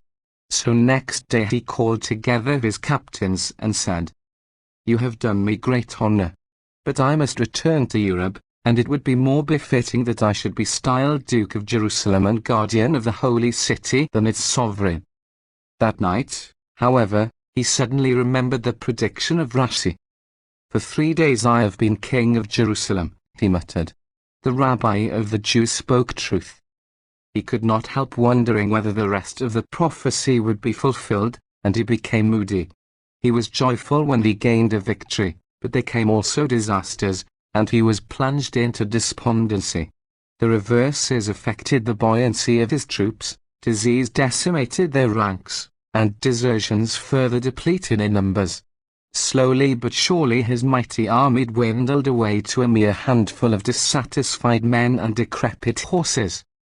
200 It was a ragged and wretched procession that he led back across Europe, and daily his retinue grew smaller. Men and horses dropped from sheer fatigue helpless by the wayside, and were left there to die, with the hungry vultures perched on trees, patiently waiting for the last flicker of life to depart before they set to work to pick the bones of all flesh. Godfrey de Bouillon had gained his victory, but at what cost? Thousands of men, women and children had been murdered, thousands of his soldiers had fallen in battle, and now hundreds of others had dropped out of the ranks to end their last hours on the ghastly road that led from Jerusalem back to Western Europe. Do you wonder that Godfrey was unhappy, and that he thought every moment of the words of Rashi? At length he reached the city of Worms where Rashi dwelt. With him were 4 men, mounted on horses. "It is well," he said, with as much cheerfulness as he could muster, as he surveyed the remnants of his once proud army. "The rabbi has failed." Godfrey bade his men fall into line behind him, and he proudly rode through the gate of 201 the city. As he did so, he heard a cry of alarm. He turned hastily and saw a huge stone falling from the city's gate. It dropped on the soldier riding just behind him, killing both man and horse. "You have spoken truth. Would that I had taken heed of your words," he said to the rabbi. "I am a broken man. You will assuredly achieve great fame in Israel." And so it has come to pass. Should you, by chance, ever visit the city of Brussels, the capital of Belgium, fail not to look upon the statue of Godfrey de Bouillon, with his sword proudly raised. It stands in the Place Royale but a few minutes' walk from the synagogue.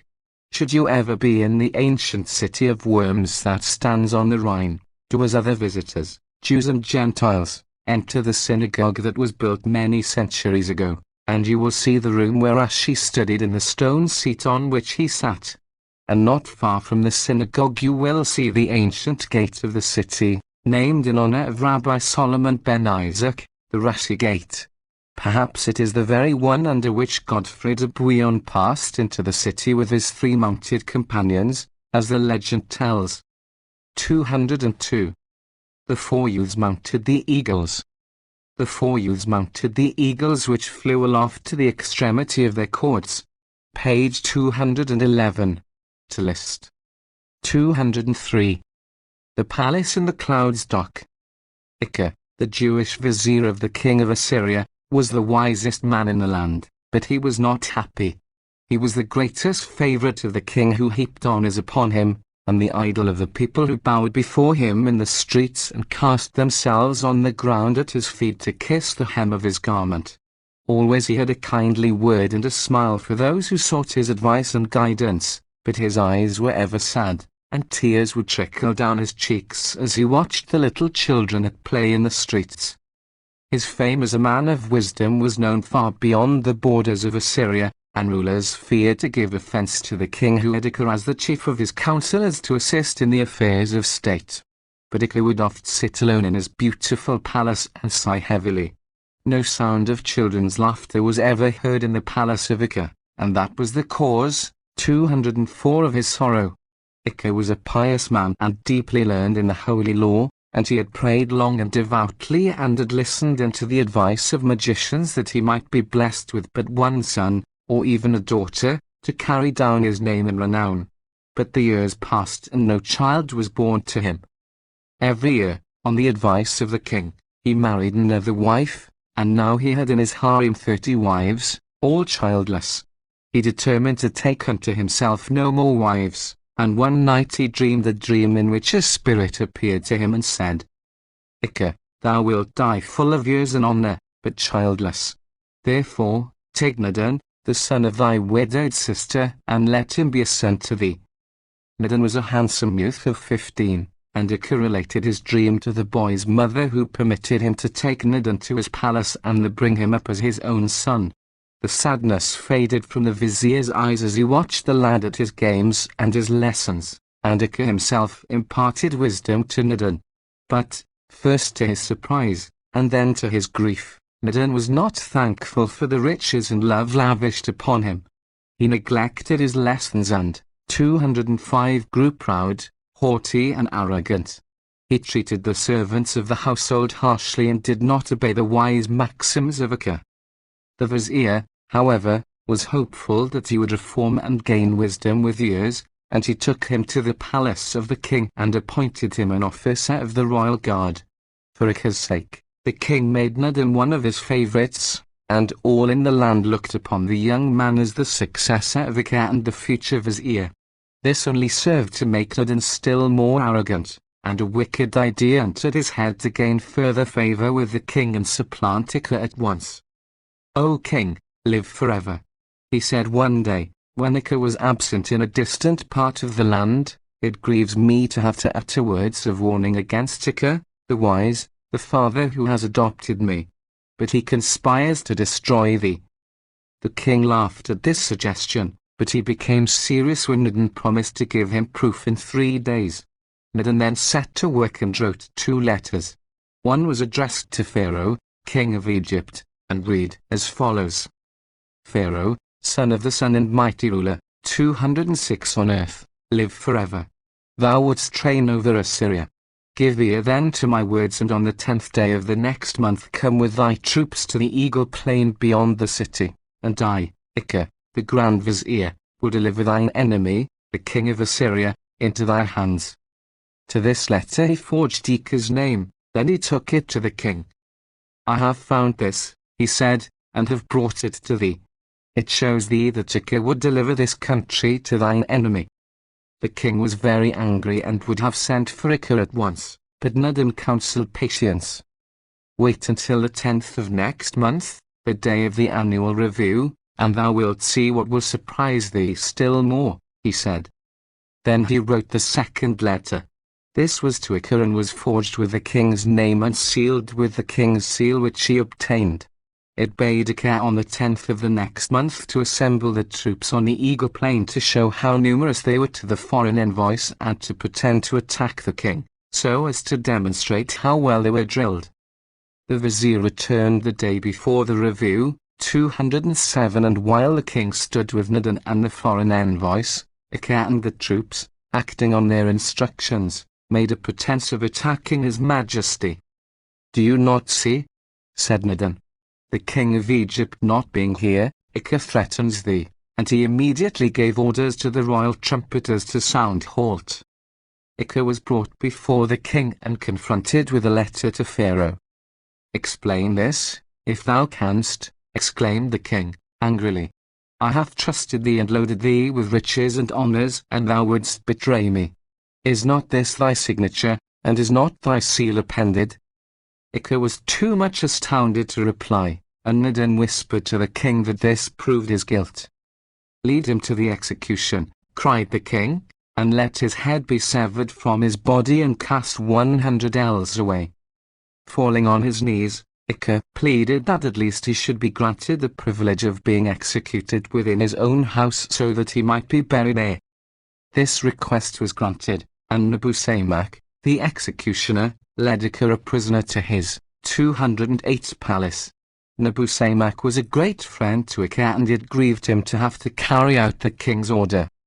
"Ikka," he said, "I am certain that thou art innocent, and I would save thee. Hearken unto me. In the prison is a wretched highwayman who has committed murder and who deserves death. His beard and hair are like thine, and at a little distance he can easily be mistaken for thee. Him will I behead, and his head will I show to the crowd, whilst thou canst hide and live in secret." Ikka thanked his friend, and the plan was carried out. The robber's head was exhibited to the crowd from the roof of the house, and the people wept because they thought it was the head of the good Ikka. Meanwhile, the vizier descended into a cellar deep beneath his palace and was there fed, while his adopted son, Nadan, was appointed chief of the king's counselors in his stead. Now, when Pharaoh, king of Egypt, heard that Ikka, the wise, had been executed, he determined to make war upon Assyria. Therefore, he dispatched a letter to the king, asking him to send an architect to design and build a palace in the clouds. 209. "If this thou doest," he wrote, "I, Pharaoh, son of the sun, will pay thee tribute. If thou failest, thou must pay me tribute." The king of Assyria was perplexed when he received this letter, which had to be answered in 3 months. Nadan could not advise him what to do, and he bitterly regretted that Ikka, The man of wisdom was no longer by his side to advise him. "I would give 1/4 of my kingdom to bring Ika to life again," he exclaimed. Hearing these words, Nebuchadnezzar, the executioner, fell on his knees and confessed that Ika was alive. "Bring him hither at once," cried the king. Ika could scarcely credit the truth when his friend came to him in the cellar with the news, and the people wept tears of joy and pity when the old vizier was led through the streets. He presented a most extraordinary spectacle. For 12 months he had been immured in the cellar, and his beard had grown down to the ground, his hair descended below his shoulders, and his fingernails were several inches long. The king wept, too, when he saw his old vizier. "Ika," he said, "for months have I felt that thou wert innocent, and I have missed thy 210 wise counsels. Help me in my difficulty, and thou shalt be pardoned." "Your Majesty," said Ika, "I desire nothing more than to serve thee. I am innocent. Time will prove me guiltless." When he saw Pharaoh's demand, he smiled. "'Tis easy," he said. "I will go to Egypt and outwit Pharaoh." He gave orders that 4 of the tame eagles in the gardens of the palace should be brought to him with cords 500 ells long attached to their claws. Then he selected 4 youths, lithe of figure, and trained them to sit on the backs of the eagles and soar aloft. This done, he set out for Egypt with a big caravan and a long retinue of slaves. "What is thy name?" asked Pharaoh, when he presented himself. "My name is Akbam, and I am but the lowest of my king's advisers. Does thy master then think my demand so simple?" asked Pharaoh. Ika bowed to indicate that this was so, and Pharaoh was much annoyed and puzzled. "Perform thy task, and at once," he commanded. At a sign from Ika, the 4 youths mounted 211 me-eagles which flew aloft to the extremity of their cords. The birds remained in the air 200 ells apart, as they had been trained, and the lads held cords in the form of a square. "That is the plan of the palace in the clouds," said Ika, pointing aloft. "Bid your men carry up bricks and mortar. The task is so simple that the boys will build." Pharaoh frowned. He had not expected to be thus outwitted, but he would not immediately acknowledge this. "In this land," he said, sarcastically, "we use no mortar. We sew the stones together. Canst thou do this?" "Easily," replied Ika, "if your wise men can make me a thread of sand." "And canst thou weave a thread of sand?" asked Pharaoh. "I can," responded Ika. Noting the direction of the sun, he bored a tiny hole in the wall, and a thin sunbeam gleamed through. Then, taking a few grains of sand, he blew them through the hole, and in the sunbeam they seemed like a thread. "Take it, quickly," he cried, but of course nobody could do this. Pharaoh looked long and earnestly at Ika. 212, "Truly, thou art a man of wisdom," he said.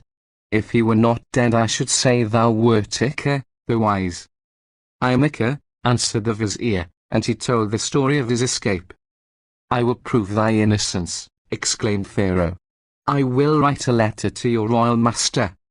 Not only did he do so, but he gave Ika many valuable presents, and the vizier returned to Assyria, resumed his place by the king's side, and became a greater favorite than before.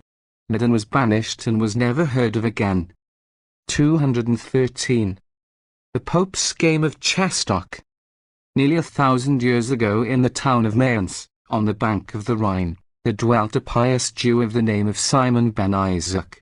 Of a most charitable disposition, learned and ever ready to assist the poor with money and wise counsel, he was reverenced by all, and it was believed he was a direct descendant of King David. Everybody was proud to do him honor.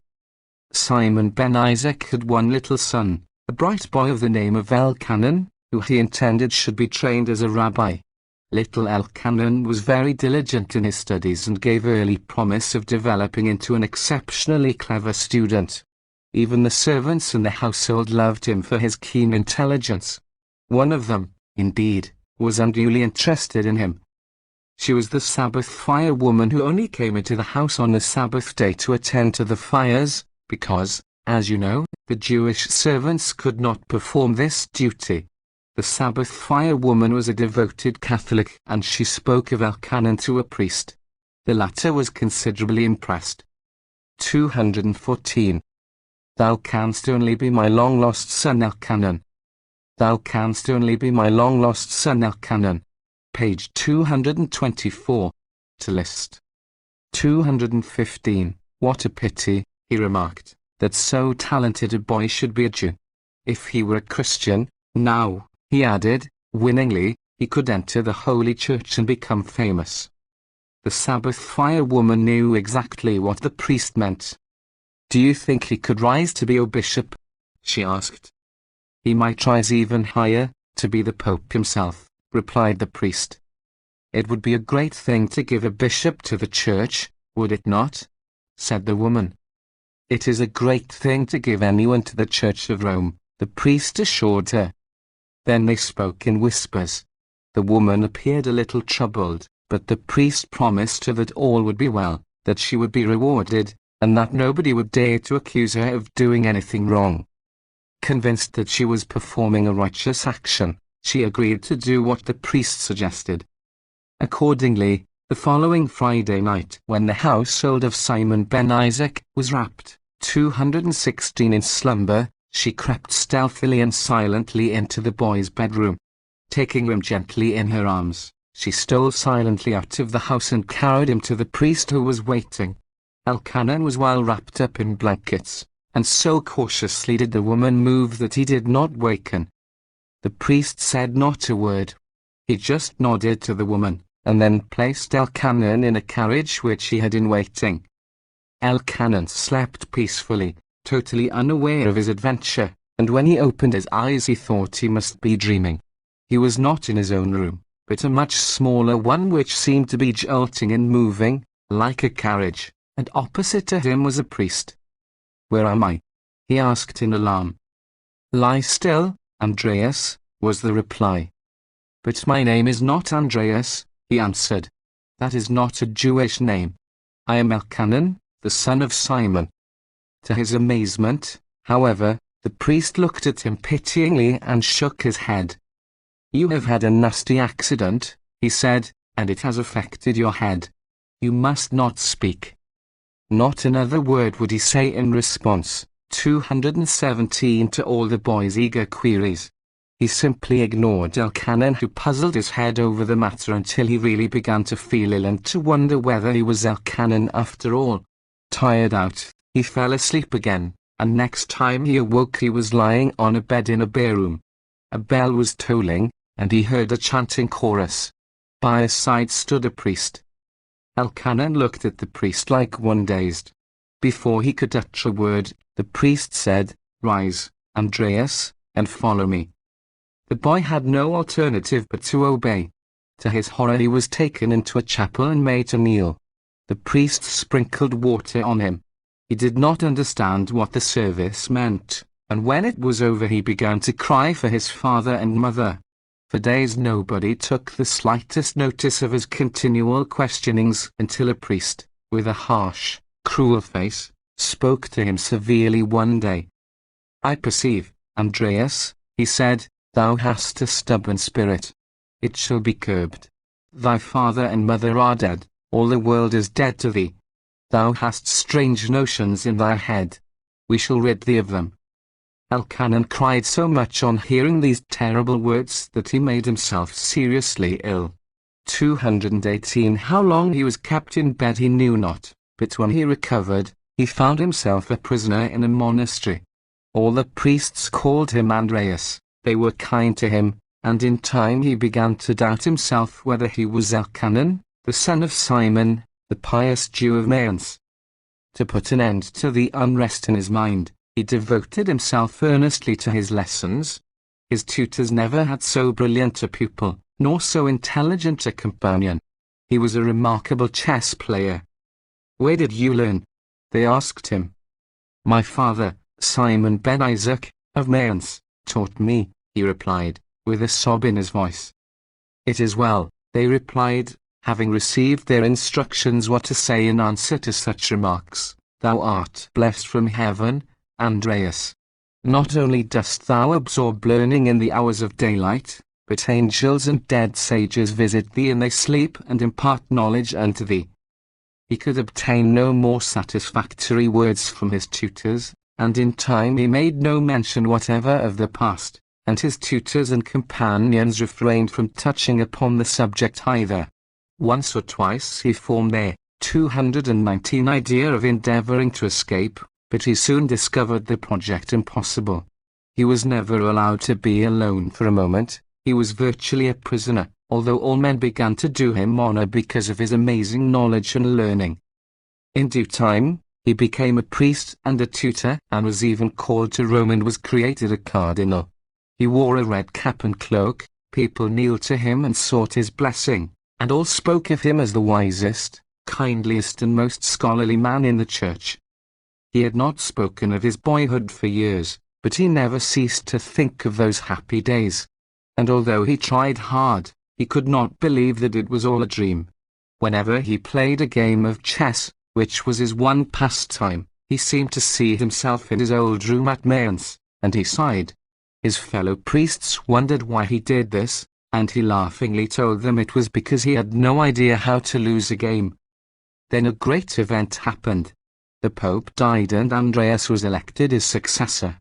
He was placed on a throne, a crown was put upon his head, and he was called Holy Father. The power of life and death over millions of 220 people in many countries was vested in him. Kings, princes and nobles visited him in his great palace to do him homage, and his fame spread far and wide. But he himself grew more thoughtful and silent and sought only to exercise his great powers for the people's good. This, however, did not altogether please some of his counselors. The church needs money, they told him. We must squeeze it out of the Jews. But Andreas steadfastly refused to countenance any persecutions. Many edicts were placed before him for his signature, giving permission to bishops in certain districts to threaten the Jews unless they paid huge sums of money in tribute, but Andreas declined to assent to any one of them. One day a document was submitted to him from the Archbishop of the Rhine district, craving permission to drive the Jews from the city of Mayence. The Pope's face hardened when he read the iniquitous letter. He gave instant orders that the Archbishop should be summoned to Rome, and to the utter amazement of his cardinals he also commanded them to bring before him 3 leading Jews from Mayence, to state their case. 221. It shall not be said, he declared, that the Pope issued a decree of punishment without giving the people condemned an opportunity of defending themselves. When the news reached Mayence there was great wailing and sorrow among the Jews, for, alas, bitter experience had taught them to expect no mercy from Rome. Delegates were selected, and when they arrived at the Vatican they were asked for their names. These were given and communicated to the Pope. The delegates of the Jews of the city of Mayence announced his secretary, humbly crave audience of your holiness. Their names? Demanded the Pope. Simon ben Isaac, Abraham ben Moses, and Issachar, the priest. Let them enter, said the Pope, in a quiet, firm voice. He had heard but one name. His plan had proved successful, for he had counted upon Simon being one of the chosen delegates. The 3 men entered the audience chamber and stood expectant before the Pope. His Holiness appeared to be lost in deep thought. Suddenly he aroused himself from his reverie and looked keenly at the aged leader of the party. 222. Simon of Mayence, stand forth, he said, and give voice to thy plea. We give thee attention. The old man approached a few paces nearer, and in simple, but eloquent language, pleaded that the Jews should be permitted to remain unmolested in Mayence, in which city their community had been long established. Thy prayer, said the Pope, when he had finished, shall have full consideration, and my answer shall be made known to thee without delay. Now tell me, Simon of Mayence, something of thyself and thy co-delegates. Who are ye in the city? Simon gave the information. Have ye come hither alone? Asked the Pope. Or have ye been escorted by members of your families, your sons? The Pope's voice was scarcely steady, but none noticed. "I have no son," said Simon, with a weary sigh. "Hast thou never been blessed with offspring?" Simon looked sharply at the Pope before answering. Then, with bowed head and broken voice, he said, "God blessed me with one son, 223, but he was stolen from me in childhood. That has been the sorrow of my life." The old man's voice was choked with sobs. "I have heard," said the Pope, after a while, "that thou art famed as a chess player. I, too, am credited with some skill in the game. I would fain pit it against thine. Hearken. If thou prove the victor in the game, then shall thy appeal prevail." "I consent," said the old man, proudly. "It is many years since I have sustained defeat." It was arranged that the game should be played that evening. Naturally, the strange contest aroused the keenest interest. The game was followed closely by the papal secretaries and the Jewish delegates. It was a wonderful trial of subtle play. The two players seemed about evenly matched. First one and then the other made a daring move which appeared to place his opponent in difficulties, but each time disaster was ingeniously evaded. A draw seemed the likeliest result until, suddenly, the Pope made a brilliant move which startled the onlookers. It was considered impossible now for Simon to avoid defeat. No one was more astounded at the Pope's move than the old Jew. He rose tremblingly, 224, from his chair, gazed with piercing eyes into the face of the Pope and said huskily, "Where didst thou learn that move?" "I taught it to but one other." "Who?" demanded the Pope, eagerly. "I will tell thee alone," said Simon. The Pope made a sign, and the others left the room in great surprise. Then Simon exclaimed excitedly, "Unless thou art the devil himself, thou canst only be my long-lost son, Elkanan." "Father!" cried the Pope, and the old man clasped him in his arms. When the others re-entered the room, the Pope said quietly, "We have decided to call the game a draw, and in thankfulness for the rare pleasure of the game of chess with so skilled a player as Simon of Mayence, I grant the prayer of the delegates of that city. It is my will that the Jews shall live in peace." Shortly afterward, a new pope was elected. Various rumors gained currency. One was that Andreas had thrown himself into the flames, another that he had mysteriously disappeared. And at the same time a stranger arrived in Mayence and was welcomed by Simon joyfully as his son, Elkanan. 225. The slave's fortune doc. Ahmed was the only child of the wealthiest merchant in Damascus. His father devoted his days to doing everything possible to anticipate his wishes. The boy returned his father's love with interest, and the two lived together in the utmost happiness. They were seldom apart, the father curtailing his business journeys so that he could hastily return to Damascus, and finally restricting his affairs to those which he could perform in his own home.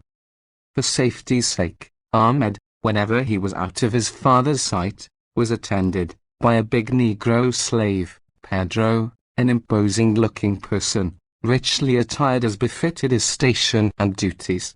Pedro was a faithful servant, and he and Ahmed were the firmest friends. When Ahmed grew up to be a youth, his father decided to send him to Jerusalem to be educated. He did so reluctantly, knowing, however, that it was the wisest course to adopt. 226. Gently, he broke the news to Ahmed, for he knew the latter would dislike to leave home. Ahmed was truly sorry to have to be parted from his father, but he kept back his tears and said bravely, "It is thy wish, father, therefore I question it not. I know that thou desirest only my welfare." "Well spoken, my son," said his father. "May I take Pedro with me?" asked Ahmed. "Nay, that would not be seemly," answered his father, gently. "It would make thee appear anxious to display thy wealth. Such ostentation will induce people to regard thee and thy father as foolish persons, possessed of more wealth than is good for the exercise of wisdom. Also, My son, thy future teaching must be not confined to the learning that wise men can impart unto thee. Thou art going to the great city to learn the ways of the world, to train thyself in self-reliance, and to prepare thyself for all the duties of manhood. The youth was somewhat disappointed to hear this.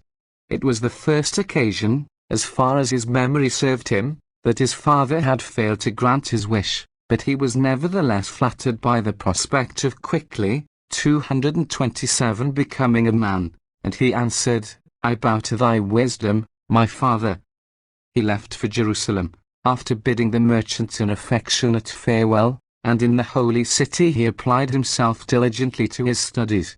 He delighted his teachers with his cheerful attention to his lessons, and discovered a new source of happiness in learning things for himself from observation. Also, it was a pleasant sensation to conduct his own affairs, and in the great city, with its busy narrow thoroughfares and its wonderful buildings, he daily grew less homesick. Regularly he received letters by messengers from his father, and dutifully he returned, by the same means, long epistles, setting out all the big and little things that made up his life. A year passed, and one day the usual message that Ahmed expected came to him in a strange handwriting. He opened it hastily, with a foreboding of evil and alarm. The writer of the letter was one of the merchant's closest friends. He said, O worthy son of a most worthy father, greeting to thee, and may God give thee strength to hear the terrible and sad tidings which it is my sorrowful duty to convey unto thee.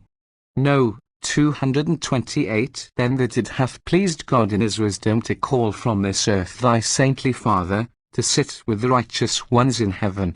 Here in the city of Damascus there is great weeping, for thy honored father was the most upright of men, a friend to all in distress, a man whose bounteous charity to the poor and unfortunate was unsurpassed.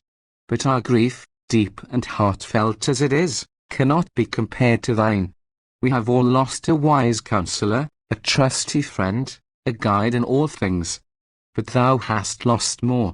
Thou hast lost a father. Thou art his only son, and on thee his duties will now devolve. Know then thy profound grief we share with thee. We tender to thee our sincere sympathy, and eagerly do we await thy coming. Thou hast a noble position to occupy and a tradition to continue. We, thy father's friends and thine, O Ahmed, will assist thee. The young man was dumbfounded when he gathered the purport of the letter. For some moments he spoke not, but sat on the ground, weeping silently. Then, remembering his father's admonitions, he promptly took up the task of settling his affairs in Jerusalem prior to his departure for Damascus. I will take with me, he said, the good, 229 rabbi who has been my religious instructor, for I am not fully prepared to undertake all the duties that will falter my lot and need some strengthening counsel.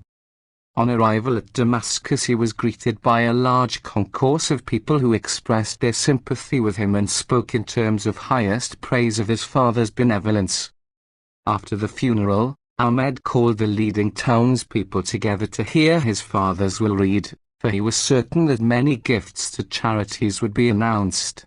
Such was the case, and there were subdued murmurs of applause when the amounts were read forth. Then suddenly the friend who had written to the young man and was reading the will, paused. I fear there must be a mistake, he said, in a whisper to Ahmed. Go on, urged the assembled people, and the man read in a strange voice. And now, having as I hope, faithfully performed my duty to the poor, I bequeath the rest of my possessions unto my devoted Negro slave, Pedro. Pedro! Cried the astonished crowd. They looked at the massive figure of the black attendant, but he stood motionless and, 230 impassive, betraying no sign whatsoever of joy or surprise. Ahmed could not conceal his bewilderment. Is naught left unto me? He managed to ask. Yes, returned his friend, and amid a sudden silence, he continued to read, This bequest is subject to the following proviso. That one thing be given to my son before the division of my property, the same to be selected by him within 24 hours of the reading of this will unto him. The crowd melted away with mutterings of sympathy mingled with astonishment, but out of earshot of Ahmed, all said the merchant must have been mad to draw up so absurd a testament. Ahmed himself could hardly realize the great blow that had befallen him. He consulted with his father's friend and the rabbi, but, although they reread the document many times, they could find no fault or flaw in it. Legally, this is correct and in perfect order and cannot be altered, said the friend. My father must have made a foolish mistake and must have misplaced the two words son and slave, said Ahmed, bitterly. That does not so appear, said the rabbi. 231, Thy father was a scholar and wise man. Speak not hastily, and above all act not rashly without thought.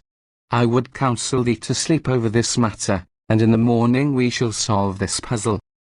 Ahmed, who was exhausted with grief and rage and surprise, soon fell into a deep sleep, and when he awoke the rabbi was reciting his morning prayers.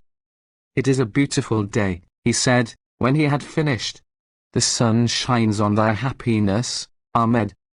Ahmed was too depressed to make any comment, nor was he completely satisfied when the rabbi assured him all would be well. I have pondered deeply and long over thy father's words, he said. I sat up through the night until the dawn, and I have been impelled to the conclusion that thy father was truly a wise man. Ahmed interrupted with a gesture of disapproval. The rabbi took no notice but proceeded quietly. Thy father must have feared that in thy absence after his death and pending thy possible delay in returning hither, slaves and others might rob thee of thy inheritance. Pedro, I have discovered, knew of the terms of the will. 232 By informing him and making this strange will, thy father, O fortunate Ahmed, made sure of thy inheritance unto thee. I understand not, muttered Ahmed. It is perfectly clear, said the rabbi. As soon as thou art ready, thou shalt make thy choice of one thing. Do as I bid thee, and thou shalt see thy father's wisdom. Ahmed had no option but to agree. He could find no solution himself, and wretched though he felt, reason told him that his father loved him and that the rabbi was renowned for shrewdness. The townspeople gathered early to hear Ahmed make his choice of one thing, and one only, from his father's possessions. Ahmed looked less troubled than they expected. The rabbi wore his most benign expression, and Pedro stationed himself in his usual place at the door, statuesque, obedient, and expressionless as ever. Ahmed held up his hand to obtain silence. Acting under the terms of my father's will, he said, solemnly, at this moment when all, before division, belongs to his estate, I choose but one of my father's possessions, Pedro, the black slave. 233 Then everybody saw the wisdom of the strange will, for with Pedro, Ahmed became possessed of his father's vast wealth. To Pedro, who still stood motionless, Ahmed said, And thou, my good friend, shalt have thy freedom and possessions sufficient to keep thee in comfort for the rest of thy days. I desire naught but to serve thee, Pedro answered. I wish to remain the faithful attendant of one who will follow nobly in the footsteps of thy father. So everybody was satisfied. 234. He crouched on his throne. He crouched on his throne and imagined he saw angels and demons and fairies. Page 241. To list. 235. The paradise in the Seadock. Hiram, king of Tyre, was a foolish old man. He lived so long and grew to such a venerable age that he absurdly imagined he would never die. The idea gained strength daily in his mind, and thus he mused. David, king of the Jews, I knew, and afterward his son, the wise King Solomon. But wise as he was, Solomon had to appeal to me for assistance in building his wondrous temple, and it was only with the aid of the skilled workmen I sent to him that he successfully accomplished the erection of that structure. David, the sweet singer in Israel, who, as a mere boy slew the giant Goliath, has passed away. I still live. It must be that I shall never die. Men die. Gods live forever. I must be a god, and why not? He put that question to the chief of his counselors, who, however, was much too wise to answer it. Now the counselors of the king had never yet failed to answer his queries, and so, 236 Hiram felt sure he had at last puzzled them by a question beyond the power of mortal man to answer. That was another proof, he told himself, that he was different from other men and kings, that, in short, he was a god. I must be, he muttered to himself, and he repeated this to himself so regularly that he came to the conclusion it was true. It is not I, but the voice of the Spirit of God that is in me that speaks, he said to himself, and he thought this remark so clever that he regarded it as still further proof. It is so easy to delude one's self. Then he decided to make the great secret known to the people, and the doddering old man thought if he would do this in an unusual way, his subjects would have no doubts. He did not make a proclamation commanding everybody to believe in him as a god. He whispered the secret first to his chief counselor and instructed him to tell it to one person daily and to order all who were informed to do likewise. In this way the news soon spread to the remotest corners of the country, for if you work out a little sum you will discover that if you take the figure 1 and double it thus, 2, 4, 8, 16, and so on, it will run into millions. 237 In spite of this, nothing happened. Hiram, now quite idiotic, commanded the people to worship him. Some obeyed, fearing that if they refused they would be punished, or even put to death. Others declared there was no evidence that the king was a god. This came to the knowledge of Hiram and troubled him sorely. What proof do the unbelievers require? He asked of his counselors. They hesitated to reply, but presently the vizier, a shrewd old man with a long beard, said quietly, I have heard people say a god must have a heaven from which to hurl lightning and thunderbolts, and a paradise in which to dwell. I shall have a heaven and a paradise, said Hiram, after a few minutes' silence, adding to himself, if Solomon could build a marvelous temple by the help of my workmen, surely I can devise a paradise. He spent so much thought over this that it seemed to become easier each day. Besides, it would be so nice to live in a paradise all to himself. At first he decided to build a great big palace of gold, with windows of precious stones. There would be a high tower on which the throne would be placed so far above the people, 238, that they must be impressed with the fact that he was God. Then it occurred to him this would not do. A palace, however vast and beautiful, would only be a building, not a paradise. Day and night he pondered and worried until his head ached badly. Then one day, while watching a ship on the sea, an extraordinary idea came into his head. I will build a palace which will seem to hang above the water on nothing, he said to himself, chuckling. None but a god could conceive such a brilliant idea. Hiram set about his ingenious plan at once. He sent trusted envoys far and wide for skilled divers. Only those who did not know the language of the country were selected. Hiram himself gave them their orders and they worked only at night, so that none should see or know of their work. Their task was to fasten 4 huge pillars to the bottom of the sea. Their work completed, the divers were well paid and sent away. Next, a different gang of workmen was brought from a strange land. They constructed a platform on the pillars in the sea. Then a third lot of artisans began to erect a wonderful 239 edifice on the platform. They, too, only worked at night, but the building could no longer be concealed. It was showing itself above the sea. The people were therefore told, by royal proclamation, in these words, I, Hiram of Tyre, the king, and of all the people, God omnipotent, hereby make known to you that it has become my pleasure to reveal unto you my paradise, which hitherto I have concealed in the clouds. Ye who are worthy shall behold it today. Of all the clever things he had done, Hiram believed the composition of the proclamation the cleverest. Those who do not see, will think themselves unworthy, he said, and will tremble in fear of my wrath. They will see a little more each day and will think themselves growing worthy. And they will believe, they must, when they see it all. Besides, they will look upward, toward the clouds, to see the paradise descending. They will never think of looking below to see it rising. And so it happened. The people could not, 240, help but be impressed when they saw the amazing structure.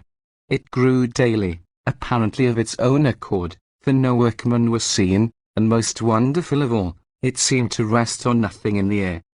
This was because the first story was of clearest glass, so clear, indeed, that the people saw through it and thought they saw nothing. On this the other stories were erected, and, of course, they appeared to be suspended in space. There were 7 stories to represent 7 heavens.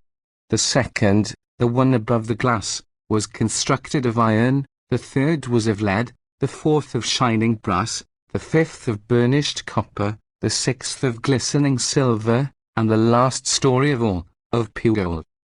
The whole building was lavishly studded with precious stones, gems and jewels of many hues. By day, when the sun shone and was reflected from the thousands of jewels and the polished metals, the appearance was dazzling. The people could not help but regard as a heaven that which they could scarcely look upon without being blinded. In the setting sun the uppermost story, with its huge golden dome, glowed like an expanse of fire, and by night, the myriad gems twinkled like additional stars. 241 Yet some people would not believe this was a paradise, and so Hiram had to set his wits to work again. Thunder and lightning I must produce, he said, and this part of his ambition he found not at all difficult. In the second story he kept huge boulders and round heavy stones. When these were rolled about the people thought the noise was thunder. By means of many revolving windows and reflectors, Hiram could flash a light on the town and delude simple people, who were easily impressed and frightened, into the belief that they saw lightning. When I am seated here above the forces of the storm, said Hiram, the people must surely accept me as God and extol me above all mortal kings. He was foolishly happy on his throne in the clouds, but his counselors shook their heads. They knew that such folly would meet with its due punishment. They warned Hiram against remaining in his paradise during a storm, but he replied, in a rage, I, the God of the storm, am not afraid. But when the real thunder rolled and the lightning flashed all around his paradise, Hiram, 242, lost his boastful courage. He saw visions. Trembling in every limb, he crouched on his throne and imagined he saw angels and demons and fairies dancing round him and jeering at his pretensions and his wonderful structure. The storm grew fiercer, the lightning more vivid, the thunder crashes louder, and Hiram screamed when there was a tremendous noise of crashing glass. The first story could not withstand the terrible buffeting of the waves. It cracked and crumbled. There was no support left for the 6 heavens above. They could no longer hang in space. With a mighty crash, that struck terror into the hearts of the beholders, the whole structure collapsed in 1,000 pieces in the sea. Marvelous to relate, Hiram was not killed or drowned. It seemed a miracle that he should be saved, but such was the case, and some people thought that proved him to be a god more than his unfortunate paradise. But his life was only spared to end in greater misery and sorrow. He was dethroned by Nebuchadnezzar and ended his days a wretched captive. And all the people knew that Hiram, once the great king of Tyre, the friend of King David and King Solomon, was but a mortal and a foolish one. 243. The Rabbi's Bogeyman Talk. Rabbi Lion, of the ancient city of Prague, sat in his study in the ghetto looking very troubled. Through the window he could see the river Moldau with the narrow streets of the Jewish quarter clustered around the cemetery, which still stands today, and where is to be seen this famous man's tomb. Beyond the ghetto rose the towers and spires of the city, but just at that moment it was not the cruelty of the people to the Jews that occupied the rabbi's thoughts. He was unable to find a servant, even one to attend the fire on the Sabbath for him. The truth was that the people were a little afraid of the rabbi. He was a very learned man, wise and studious, and a scientist, and because he did wonderful things people called him a magician. His experiments in chemistry frightened them. Late at nights they saw little spurts of blue and red flame shine from his window, and they said that demons and witches came at his beck and call. So nobody would enter his service. 244. The monster was battering down the door of the synagogue. The monster was battering down the door of the synagogue. Page 249. To list. 245. If, as they declare, I am truly a magician, he said to himself, why should I not make for myself a servant, one that will tend the fire for me on the Sabbath? He set to work on his novel idea, and in a few weeks had completed his mechanical creature, a woman. She looked like a big, strong, laboring woman, and the rabbi was greatly pleased with his handiwork. Now to endow it with life, he said. Carefully, in the silence of his mysterious study at midnight, he wrote out the unpronounceable sacred name of God on a piece of parchment. Then he rolled it up and placed it in the mouth of the creature. Immediately it sprang up and began to move like a living thing. It rolled its eyes, waved its arms, and nearly walked through the window. In alarm, Rabbi Lion snatched the parchment from its mouth and the creature fell helpless to the floor. I must be careful, said the rabbi. It is a wonderful machine with its many springs and screws and levers, and will be most useful to me as soon as I learn to control it properly. 246. All the people marveled when they saw the rabbi's machine woman running errands and doing many duties, controlled only by his thoughts. She could do everything but speak, and Rabbi Lion discovered that he must take the name from her mouth before he went to sleep. Otherwise, she might have done mischief. One cold Sabbath afternoon, the rabbi was preaching in the synagogue and the little children stood outside his house looking at the machine woman seated by the window. When they rolled their eyes she did, and at last they shouted, "Come and play with us." She promptly jumped through the window and stood among the boys and girls. "We are cold," said one.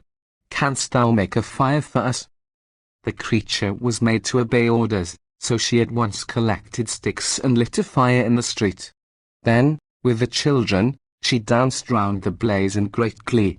She piled on all the sticks and old barrels she could find, and soon the fire spread and caught a house.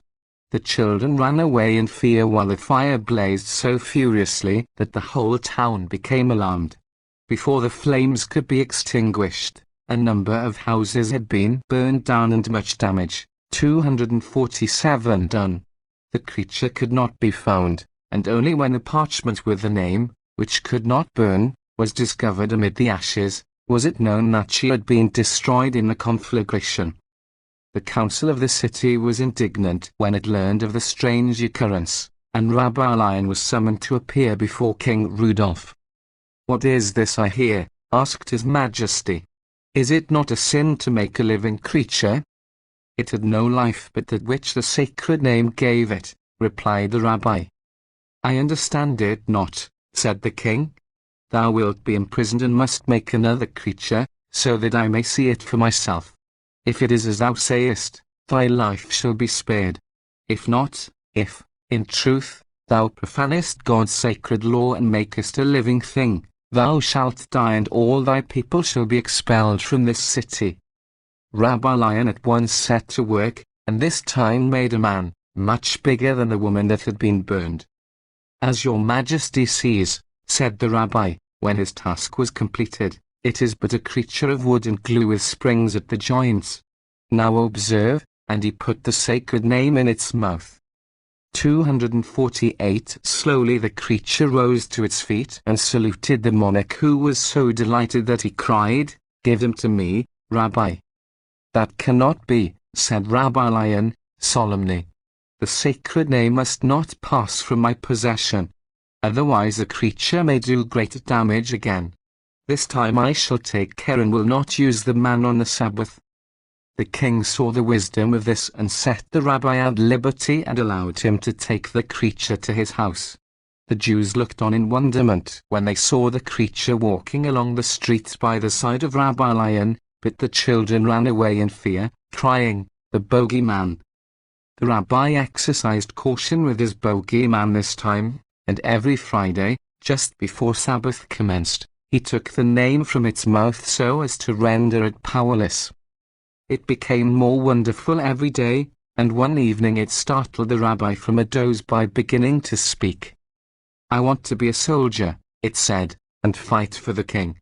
I belong to the king. You made me for him." "Silence," cried Rabbi Lion, and it had to obey. "I like not this," said the rabbi to 249 himself. "This monster must not become my master, or it may destroy me and perhaps all the Jews."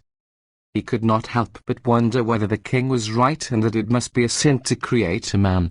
The creature not only spoke, but grew surly and disobedient, and yet the rabbi hesitated to break it up, for it was most useful to him.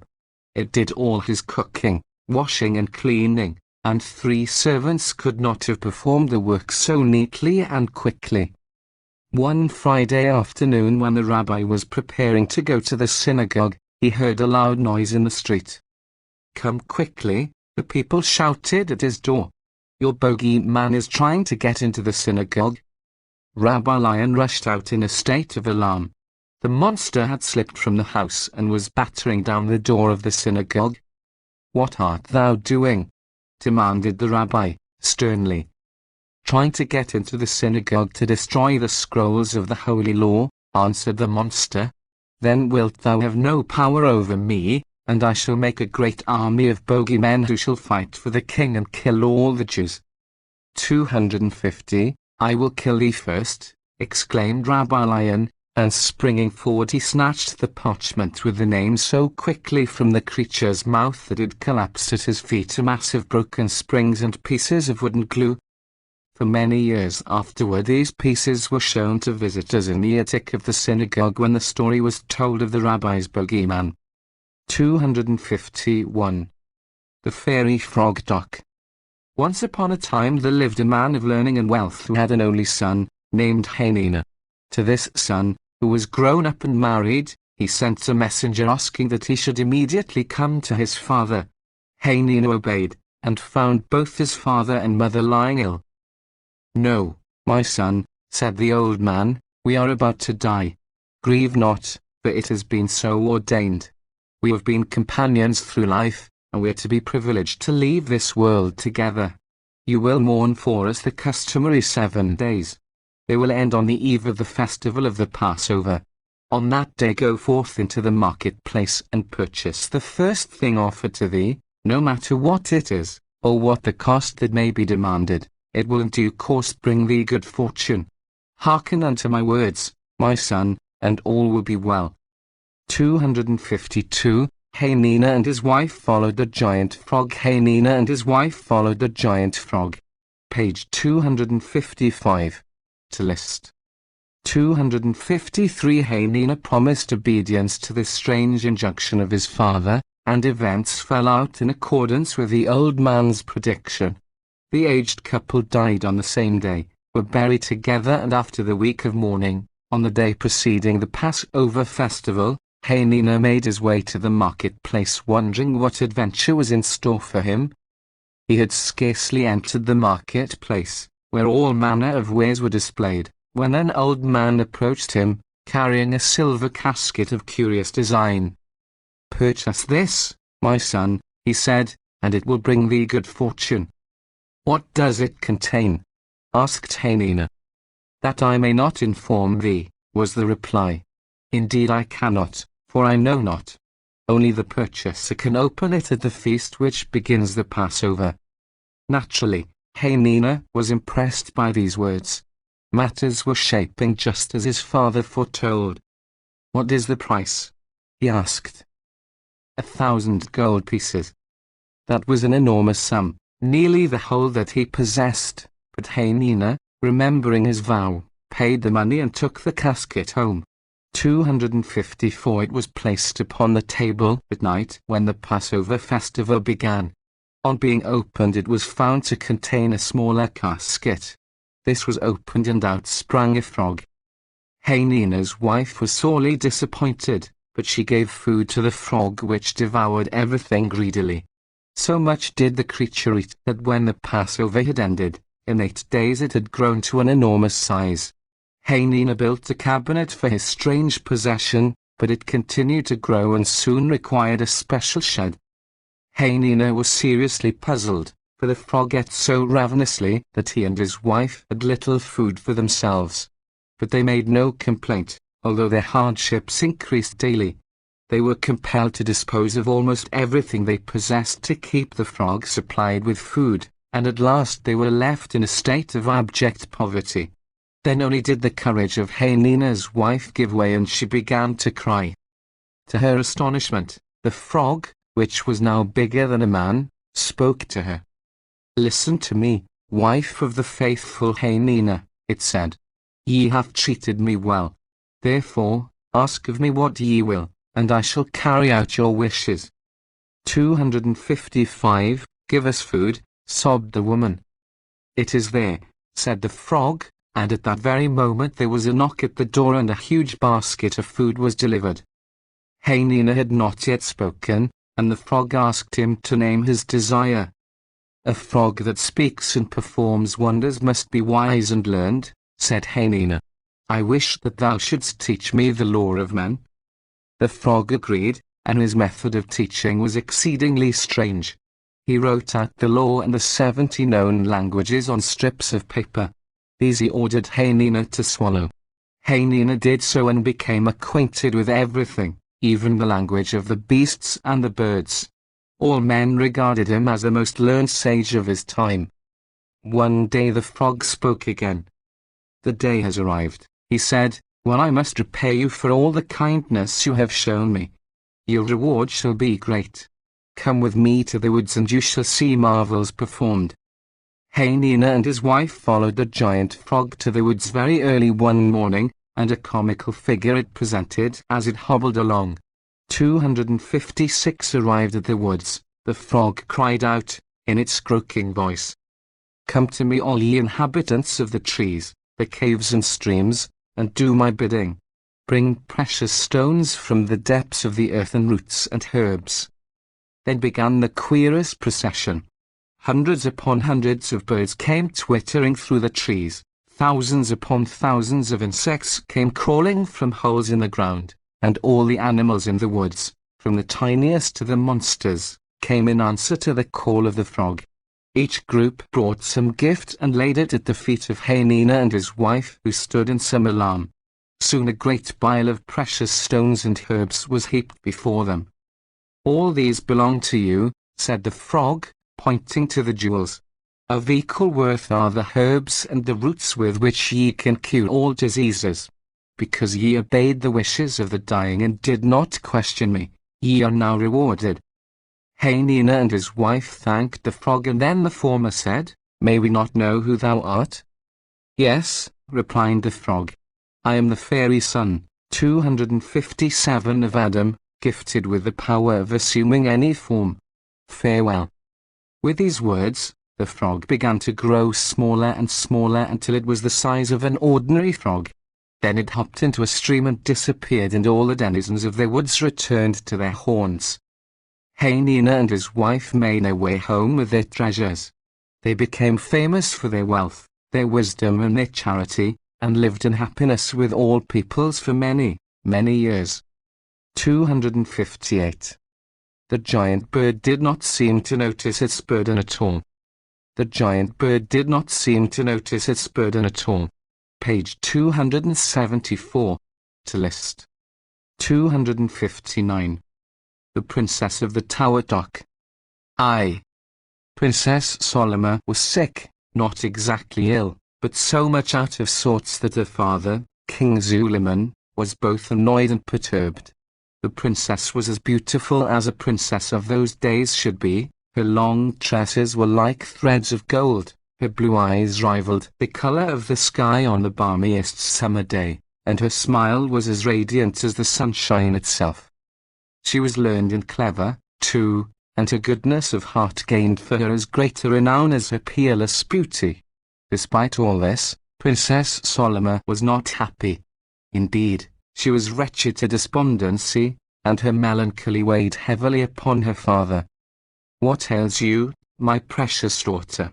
he asked her 100 times, but she made no answer. She just sat and silently moped. She did not waste away, which puzzled the physicians. She did not grow pale, which surprised her 260 attendants, and she did not weep, which astonished herself. But she felt as if her heart had grown heavy, as if there was no use in anything. The king squared his shoulders to show his determination and summoned his magicians and wizards and sorcerers and commanded them to perform their arts and solve the mystery of the illness of Princess Solomon. A strange crew they were, ranged in a semicircle before the king. There was the renowned astrologer from Egypt, a little man with a humpback, the mixer of mysterious potions from China, a long, lank yellow man, with tiny eyes, the alchemist from Arabia, a scowling man with his face almost concealed by whiskers. There was a Greek and a Persian and a Phoenician, each with some special knowledge and fearfully anxious to display it. They set to work. One studied the stars, another concocted a sweet-smelling fluid, a third retired to the woods and thought deeply, a fourth made abstruse calculations with diagrams and figures, a fifth questioned the princess handmaidens, and a sixth conceived the brilliant notion of talking with the princess herself. He was certainly an original wizard, and he learned more than all the others. 261 men they met in consultation and talked foreign languages and pretended very seriously to understand one another. One said the stars were in opposition, another said he had gazed into a crystal and had seen a glowworm chasing a hippopotamus, which a third interpreted as meaning the princess would die if the glowworm won the race. "Rubbish!" exclaimed the magician who had spoken to the princess. "Likewise stuff and nonsense and the equivalent thereof in the 70 unknown languages." That was an impertinent comment on their divinations, and so they listened seriously. "The princess," he said, "is just tired. That is a disease which will become popular and fashionable as the world grows older and more people amass riches. She is sick of being waited on hand and foot and bowed down to and all that sort of thing. She has never been allowed to romp as a child, to choose her own companions and the rest of it. Therefore, she is bored with all the etceteras.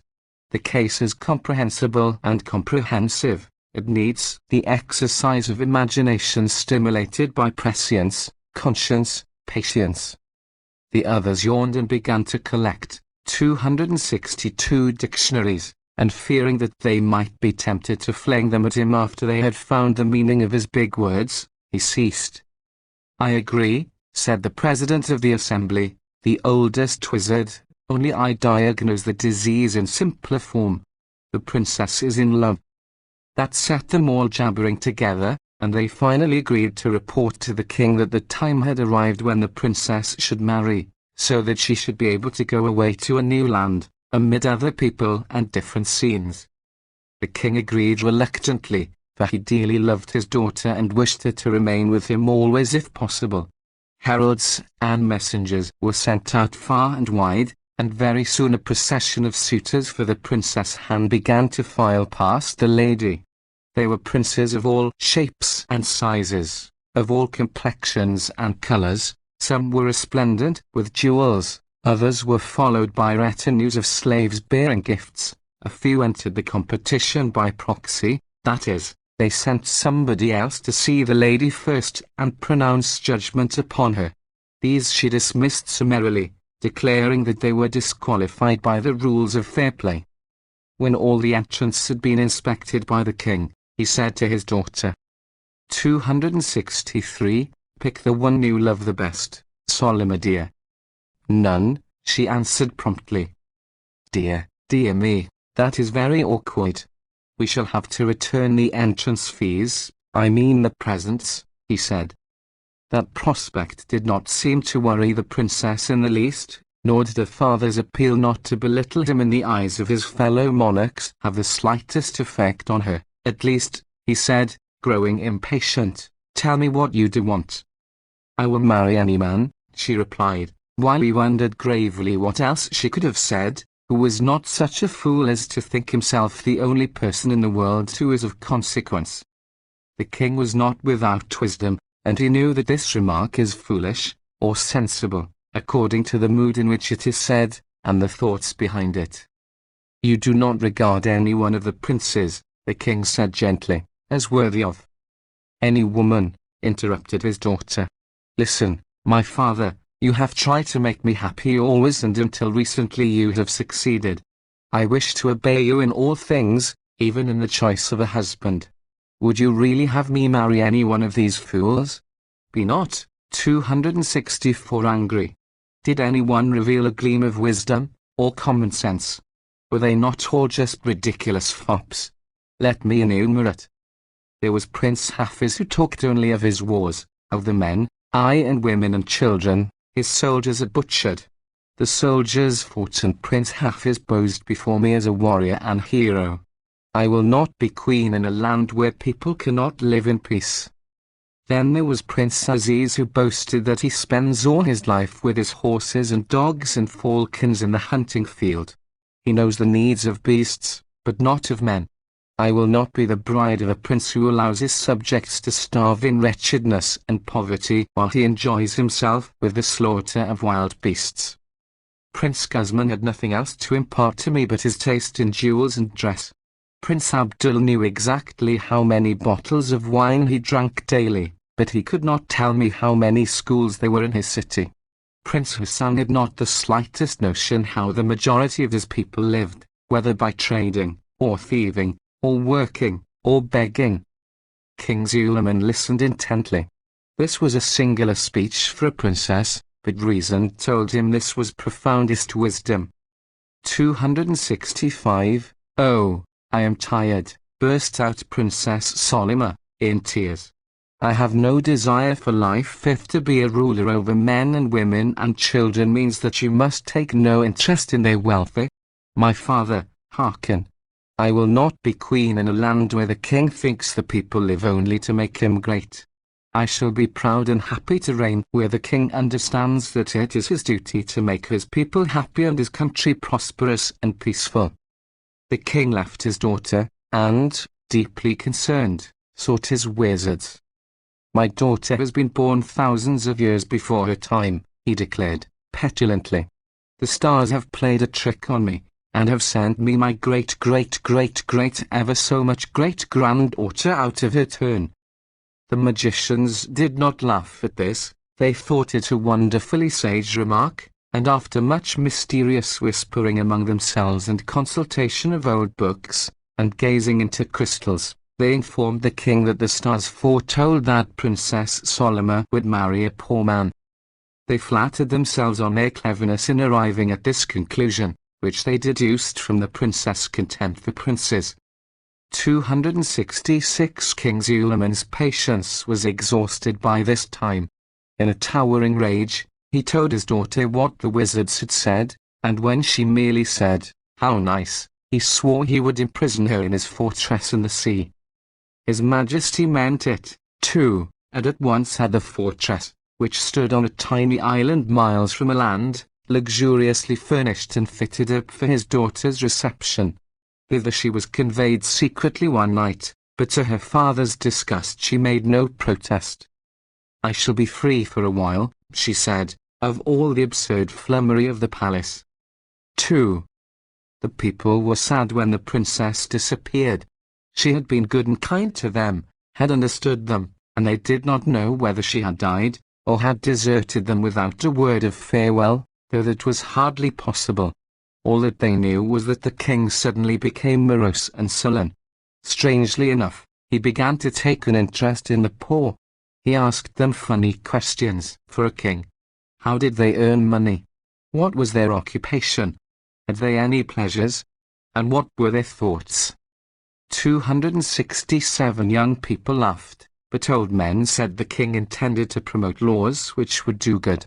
Anyway, the king's interest did make his subjects happier, and the officers of state became very busy with projects and schemes for improving trade, providing work and for educating children. "They do say," remarked one old woman, who kept an apple stall in the marketplace, "that a law will be passed that the sun should shine every day, and that it should never rain on the days of the market." "Ah, that will be good," and she rubbed her hands at the prospect of not having to crouch under a leaky awning when the rain came pelting down, or over a tiny fire in a brass bowl in the winter, to thaw her frozen and benumbed hands. Even the labourers in the fields, who were mainly dull-witted people with no learning whatsoever, heard the news, and they actually pondered over it and wondered whether it meant that they would never more be hungry and wretchedly clad. One who thought deeply was a shepherd lad. He loved to bask lazily in the sun, to listen to the birds chirruping, and to all the sounds of the air in the fields and the forests. He seemed 268 to understand them. The murmuring of the brooks on a warm day was like a gentle cradle song lulling him to sleep. On a day when the wind howled, its sulky growl as it dashed over the stones warned him that floods might come, and that he must move his flocks to safer ground. "I wonder," he mused, "if I shall learn to read the written word and even to pen it myself. I could then write the song of the brook and the birds, so that others should know it." And musing thus, he fell asleep. He slept longer than usual, and when he awoke, he was alarmed to see that the sun had set. Darkness was falling fast, and he had his flock to see safely home. The cows and sheep had begun to collect themselves as a matter of habit, and it was their noise that woke him. They were already trudging the well-known route, and all he had to do in following was to see that none strayed, or tumbled into the brook. All went well until he came in sight of home. Then a huge bird, a ziz, bigger than several houses, appeared in the sky and swooped down on the cows and sheep. The shepherd beat the monster off as long as he could with a big stick, while the affrighted animal scampered hastily homeward. The ziz, 269 however, was evidently determined not to be balked of its prey. It dug its talons deep into the flanks of an ox that had stampeded in the wrong direction and was lagging behind the others. The poor animal bellowed in pain, and the shepherd, rushing to the rescue, seized it by the forelegs as it was being raised from the ground. Curling his leg round the slender trunk of a tree, the young man began a struggle with the ziz. The mighty bird, its eyes glowing like two signal lamps, tried to strike at him with his tremendous beak, one stroke of which would have been fatal. In the fast-gathering darkness it missed, fortunately for the shepherd, but the thrust of the beak caught the upper part of the tree trunk. It snapped under the blow, and the shepherd was compelled to release his hold. He still gripped tightly the forelegs of the ox, but with naught now to hold it back, the great bird had no difficulty in rising into the air. Before he fully grasped what had happened, the shepherd found himself high above the trees. To release his hold would have meant destruction. He held on grimly, clutching the legs of the ox with all his might, and even swinging up his feet to grip the hind legs of the animal. Higher and higher the ziz rose into the air, 270 spreading its vast wings majestically, and flying silently and swiftly over the land. It made the shepherd giddy to glance down at the ground scurrying rapidly past far below him. So he closed his eyes, but opening them again for a moment, he was horrified to notice that the bird was now flying over the sea on which the moon was shining with silvery radiance. With a heavy sigh he gave himself up for lost, and began to consider whether it would be better to release his hold and fall down and be drowned, rather than be devoured by the gigantic bird. Before he could make up his mind, the bird stopped, and the shepherd was bumped down on something with such violence that for a moment he was stunned. Looking around, when he regained his senses, he saw that he was on the top of a tower in the sea. Beside him was the carcass of the ox. Above them stood the ziz, its eyes glowing like twin fires, its beak thrust down to strike. With a quick movement, the shepherd drew a knife which he carried in his girdle, and struck at the opening of the descending beak. The bird uttered a shrill cry of pain as the knife pierced its tongue, and in a few minutes it had disappeared in the air. So swift was its flight that, 271 almost instantly, it was a mere speck in the moonlit sky. thoroughly exhausted, the shepherd slept until awakened by the sound of a voice. Opening his eyes, he saw that the sun had risen. Above him stood a woman of ravishing beauty. He sprang to his feet and bowed low. "Who are you?" asked Princess Solima, for she it was. "And tell me, how came you here with this carcass of an ox, so distant from the land, so high up as this tower in the sea?" "Of a truth I scarcely know," answered the shepherd. "It may be that I am bewitched, or dreaming, for my adventure passes all belief," and he related it. The princess made no comment, but motioned to him that he should follow her. He did so, and she placed food before him. He was ravenously hungry and did full justice to the meal. Then she led him to the bath chamber. "Wash and robe thyself," she said, giving him some clothes, "and then I have much to inquire of thee." The shepherd felt ever so much better when he had bathed, and then attired in the strange garments she had given him, he appeared before the princess. 272 She gazed at him so long and searchingly that he blushed in confusion. "Thou art fair to look upon and of manly stature," said the princess. The shepherd could only stammer a reply, but after a while he said, "Fair lady, who and what thou art, I know not. Such beauty as thine is the right of princesses only. I am but a poor shepherd." "And may not a shepherd be handsome?" she asked. "Tell me, who hath laid down a law that only royal personages may be fair to behold? I have seen princes of vile countenance." She stopped suddenly, for she did not wish to betray her secret. They sat in a little room in the tower, unknown to the many guards down below, and, although the shepherd protested, the princess waited on him herself, bringing him food, and the cushions on which he could rest that night. Next morning they ascended the tower together. "I come here every morning," said the princess. "Why?" the shepherd asked. "To see if my husband cometh," was the answer. 273 Who is he? asked the shepherd. The princess laughed. "I know not," she said. "Some mornings when I have stood here and grieved at my loneliness, I have felt inclined to make a vow that I would marry the first man who came hither." The shepherd was silent. Then he looked boldly into the princess' eyes and said, "Thou hast told me I am the first man who has come to thee. I am emboldened to declare my love for thee, a feeling that swept over me the moment my eyes beheld thee. Who thou art, what thou art, I know not, I care not. Shall we be husband and wife?" The princess gave him her hand. "It is ordained," she said, and thus their troth was plighted.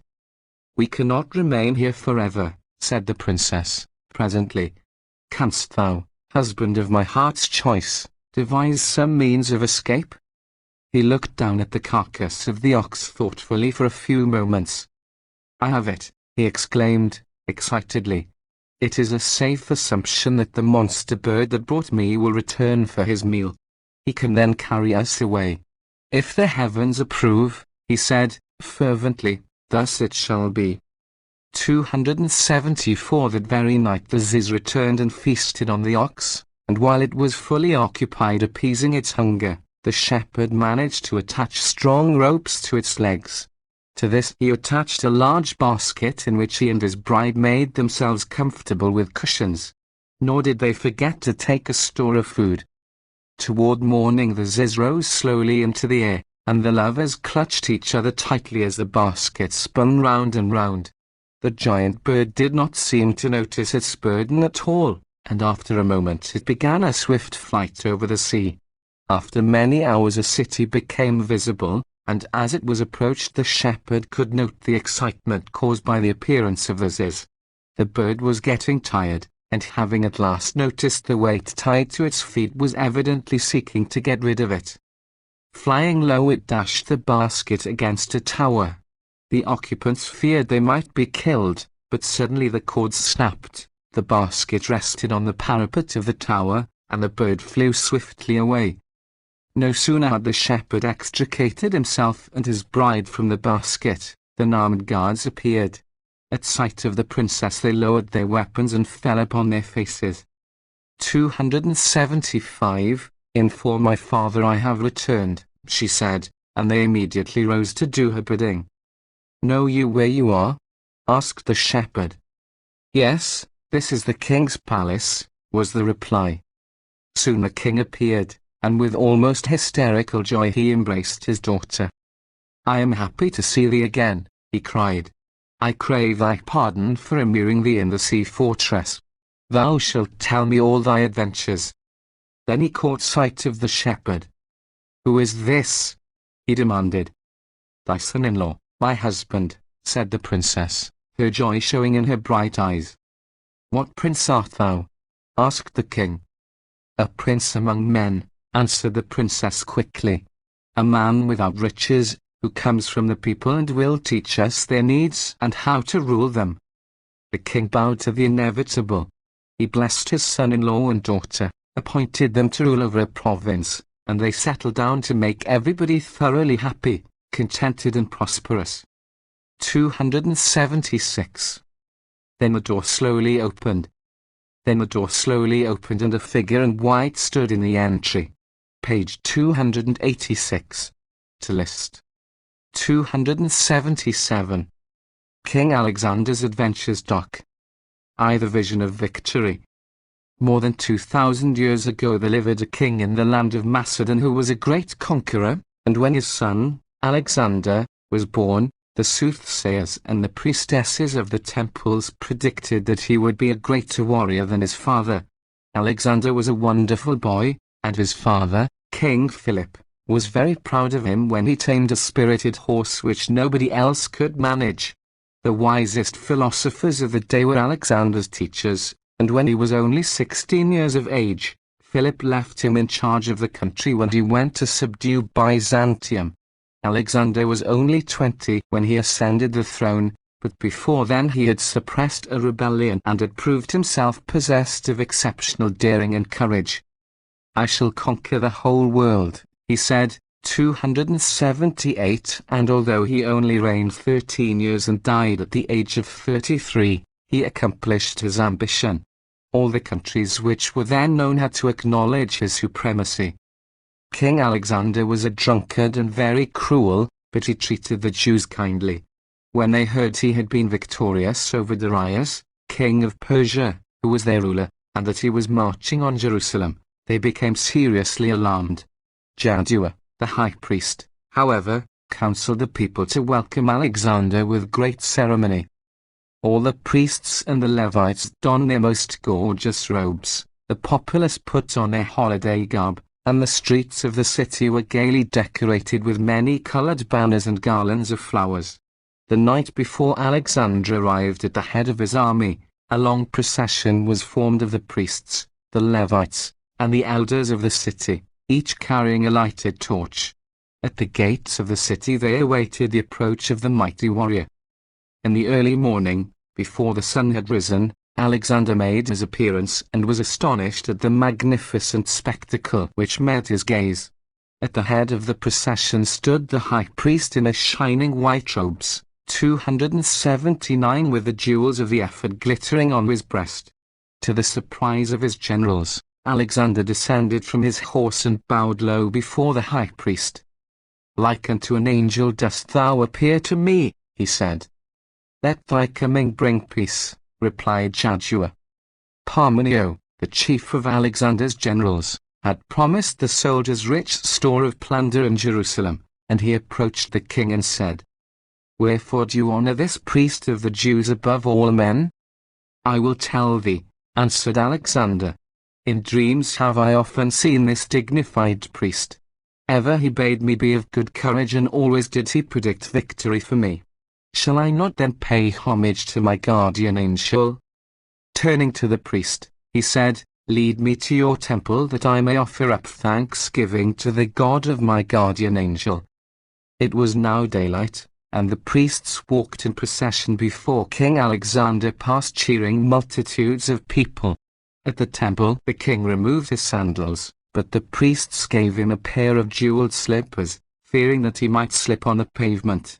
The king was 280 pleased with all that he saw and desired that a statue of himself, or a portrait, should be placed in the holy building.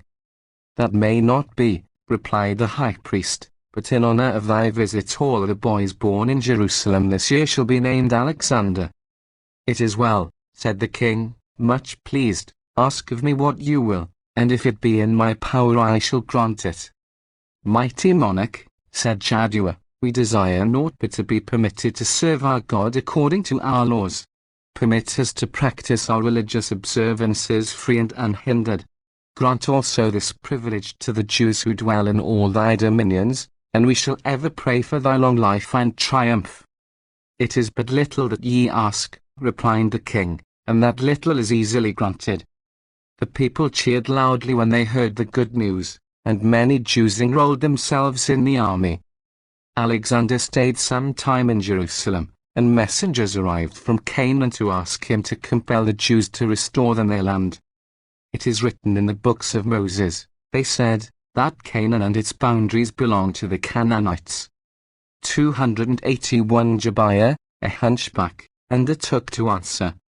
It is also written in the books of Moses, he said, cursed be Canaan, a servant shall he be unto his brethren. The property of a slave belongs to his master, therefore Canaan is ours. Alexander gave the envoys of Canaan 3 days in which to reply to this, but they fled from Jerusalem. Messengers from Egypt came next, asking for the return of the gold and silver taken by the Israelites from the land of Pharaoh. What says Jebiah to this? Asked Alexander.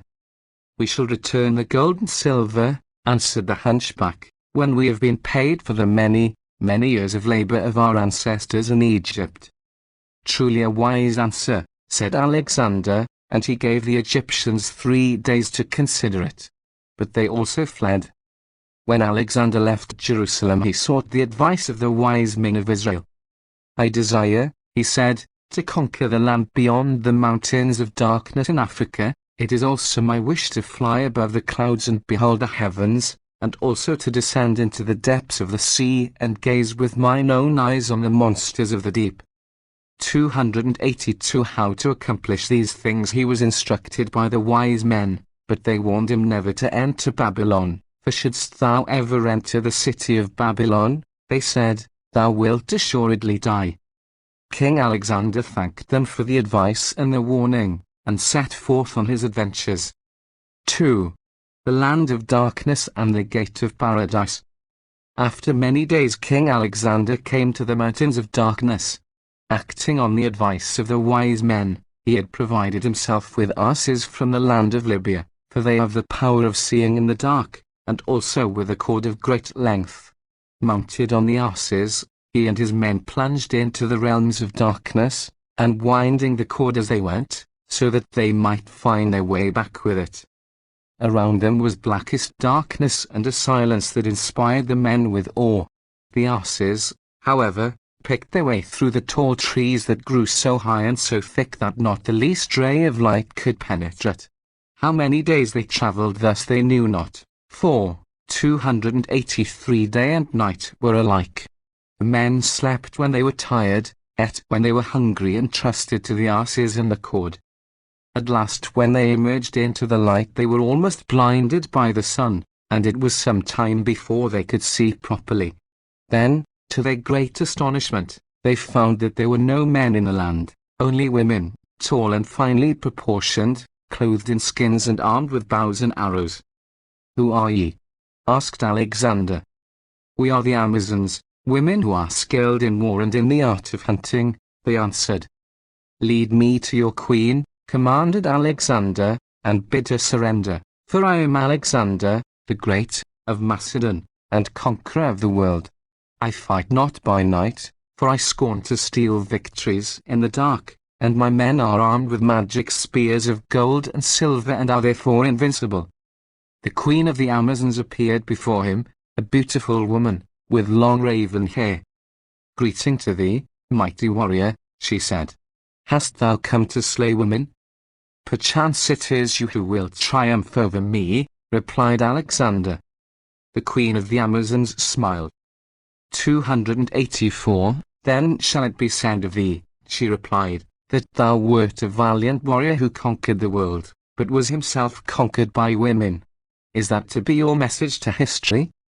King Alexander was a man of learning and of wisdom, as well as a great soldier, but the words of the Queen of the Amazons were such that he could not answer.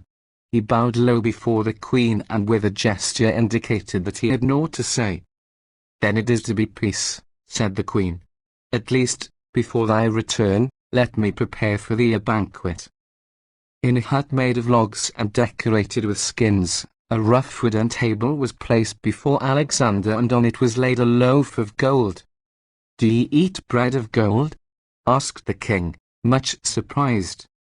"Nay," replied the Queen.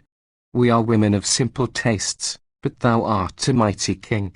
If thou didst but wish to eat ordinary bread in this land, why didst thou desire to conquer it? Is there no more bread in your own land that thou shouldst brave the dangers of the dark mountains to eat it here?" Alexander bowed his head on his breast. Never before had he felt ashamed.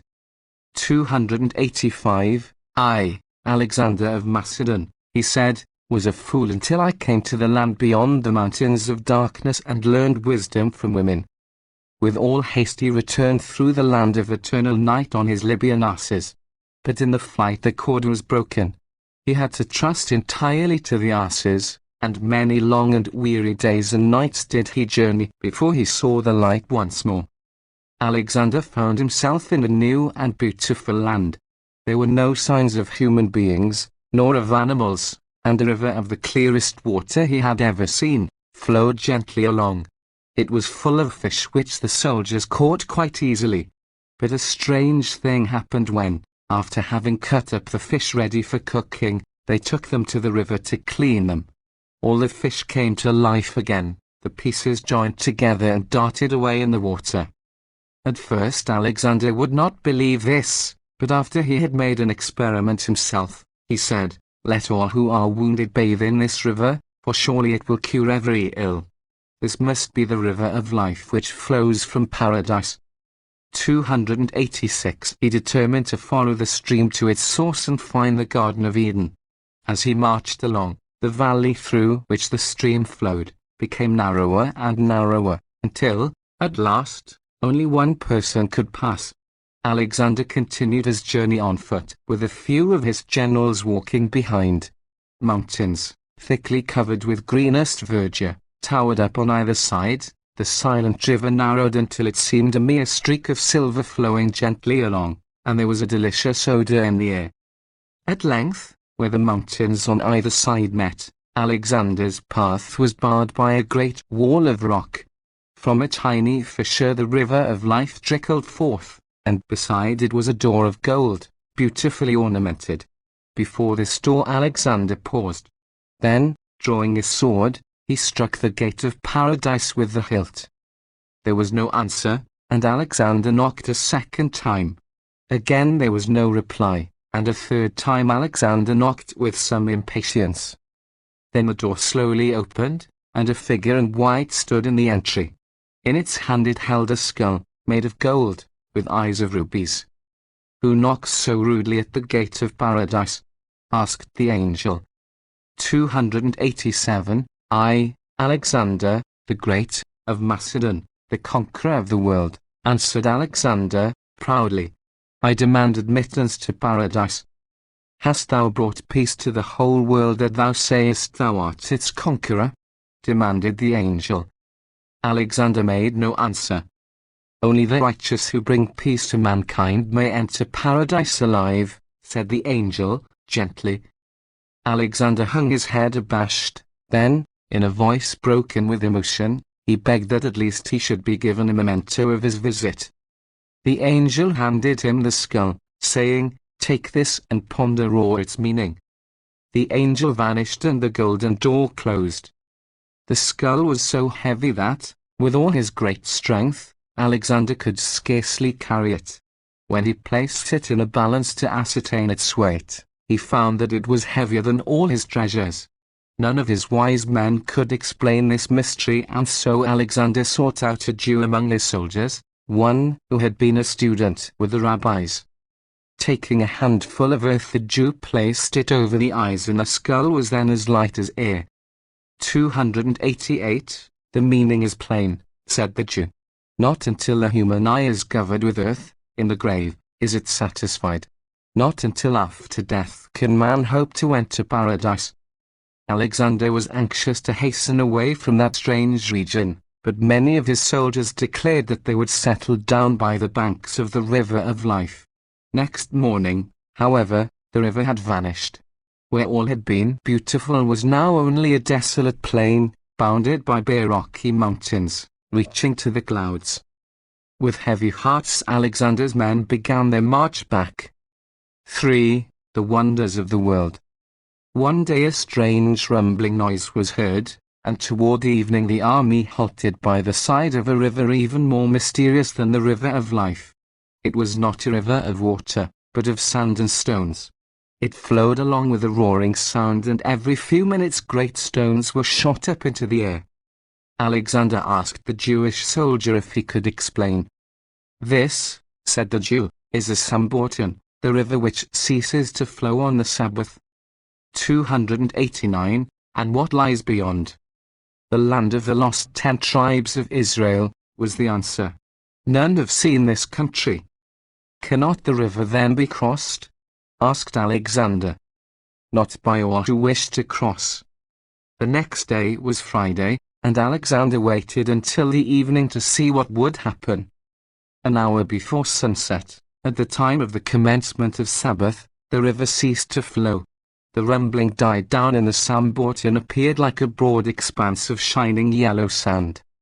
"Tomorrow I shall cross with my army," said Alexander, but next morning the Sambortan was enveloped in dense black clouds. Alexander could not see a yard in front of him, and when he ventured onto the sand, the horses sank into it. Flames were also seen in the clouds. After the sun had set and the Sabbath had ended, the clouds cleared away. The rumbling began again and the sand flowed once more like a river. Alexander was disappointed for a while, but at last he consoled himself with the thought that he had conquered the whole world. 290. Now must I carry out my project of ascending above the clouds and afterward descending into the sea, he said, and he proceeded to carry out the instructions given to him in Jerusalem. 4 huge eagles were caught and chained to a big box. At each end of the box was a pole, and on the end of each a brilliant jewel was placed. When all was in readiness, Alexander entered the box and carefully closed the doors. Thus did Nimrod ascend into the sky, he said, but he was a fool.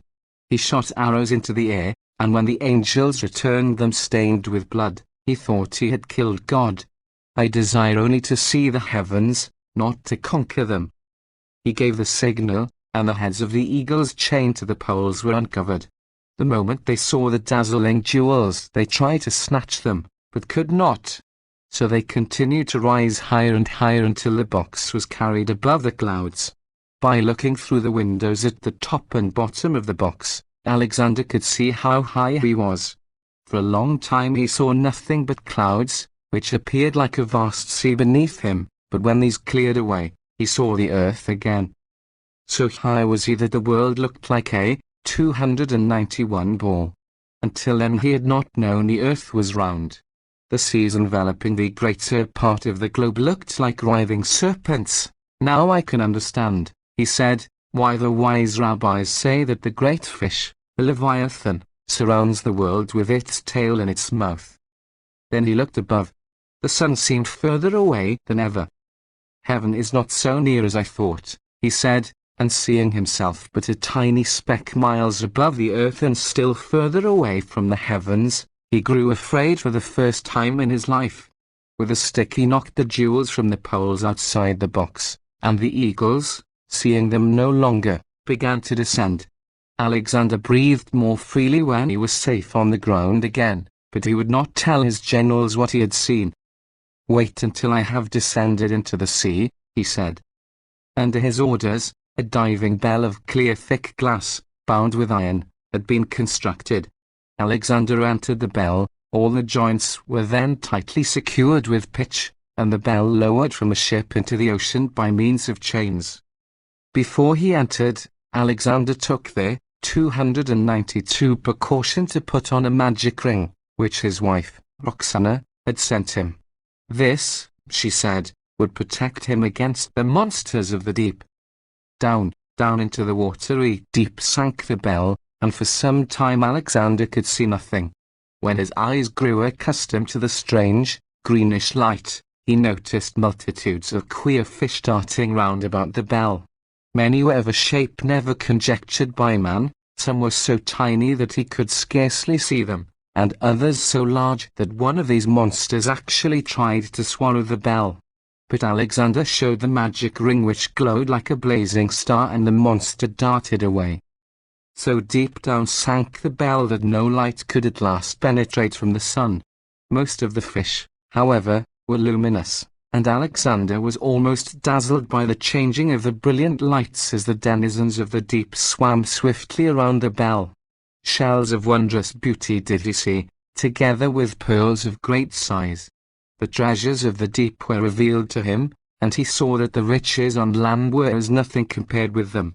He saw the coral insects at their work of building, and of entrancing beauty growing in the oozy bed of the ocean.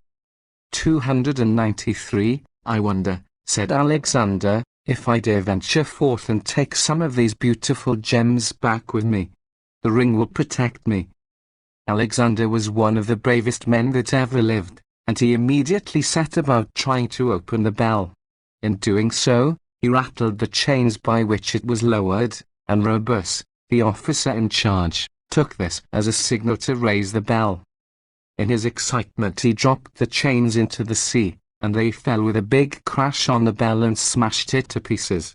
When Rabbis saw what had happened, he cast himself into the sea in a gallant endeavor to rescue his master. Down below in the glittering depths of the ocean, Alexander saw the fish hurrying away in great fear, and he heard the rattling of the chains as they dropped through the water. He looked up and saw them crash on the bell. A terrible, buzzing sound filled his ears, 1,000 dazzling colors danced before his eyes and made him giddy. With great presence of mind he remembered his ring, and immediately a big fish swam underneath him, raised him from the wreckage of the bell and rose swiftly to the surface. Alexander emerged just as Rabbis dived into the sea. At 294 once he showed the fish his ring, and it dived and brought his gallant officer safe to his side. I have seen enough, said Alexander, when he was safe on land, more than mortals should see. I have learned that the earth is for man, and that the air above and the waters beneath are for the other and more wonderful creatures of God. He made preparations to return to Macedon, but his army was wearied with long marching and begged of him to let them rest. Accordingly, he halted outside Babylon. Sickness seized him, but he remembered the warning of the rabbis and would not enter the city. For days he wandered around until his soldiers showed signs of mutiny. Then, throwing caution to the winds, Alexander entered Babylon. At once his illness took a serious turn, and in a few days he died. When the Jews heard the news, they mourned him sincerely, for they knew that they had lost a good friend. All that remains as a memorial of Alexander is the city of Alexandria, which he founded in Egypt. It stands to this day. Typographical errors corrected in text. Page 129, I, Balaam, am replaced with I, Balaam, am. Page 132, in his garden replaced with in his garden. Page 217, I perceive replaced with I perceive.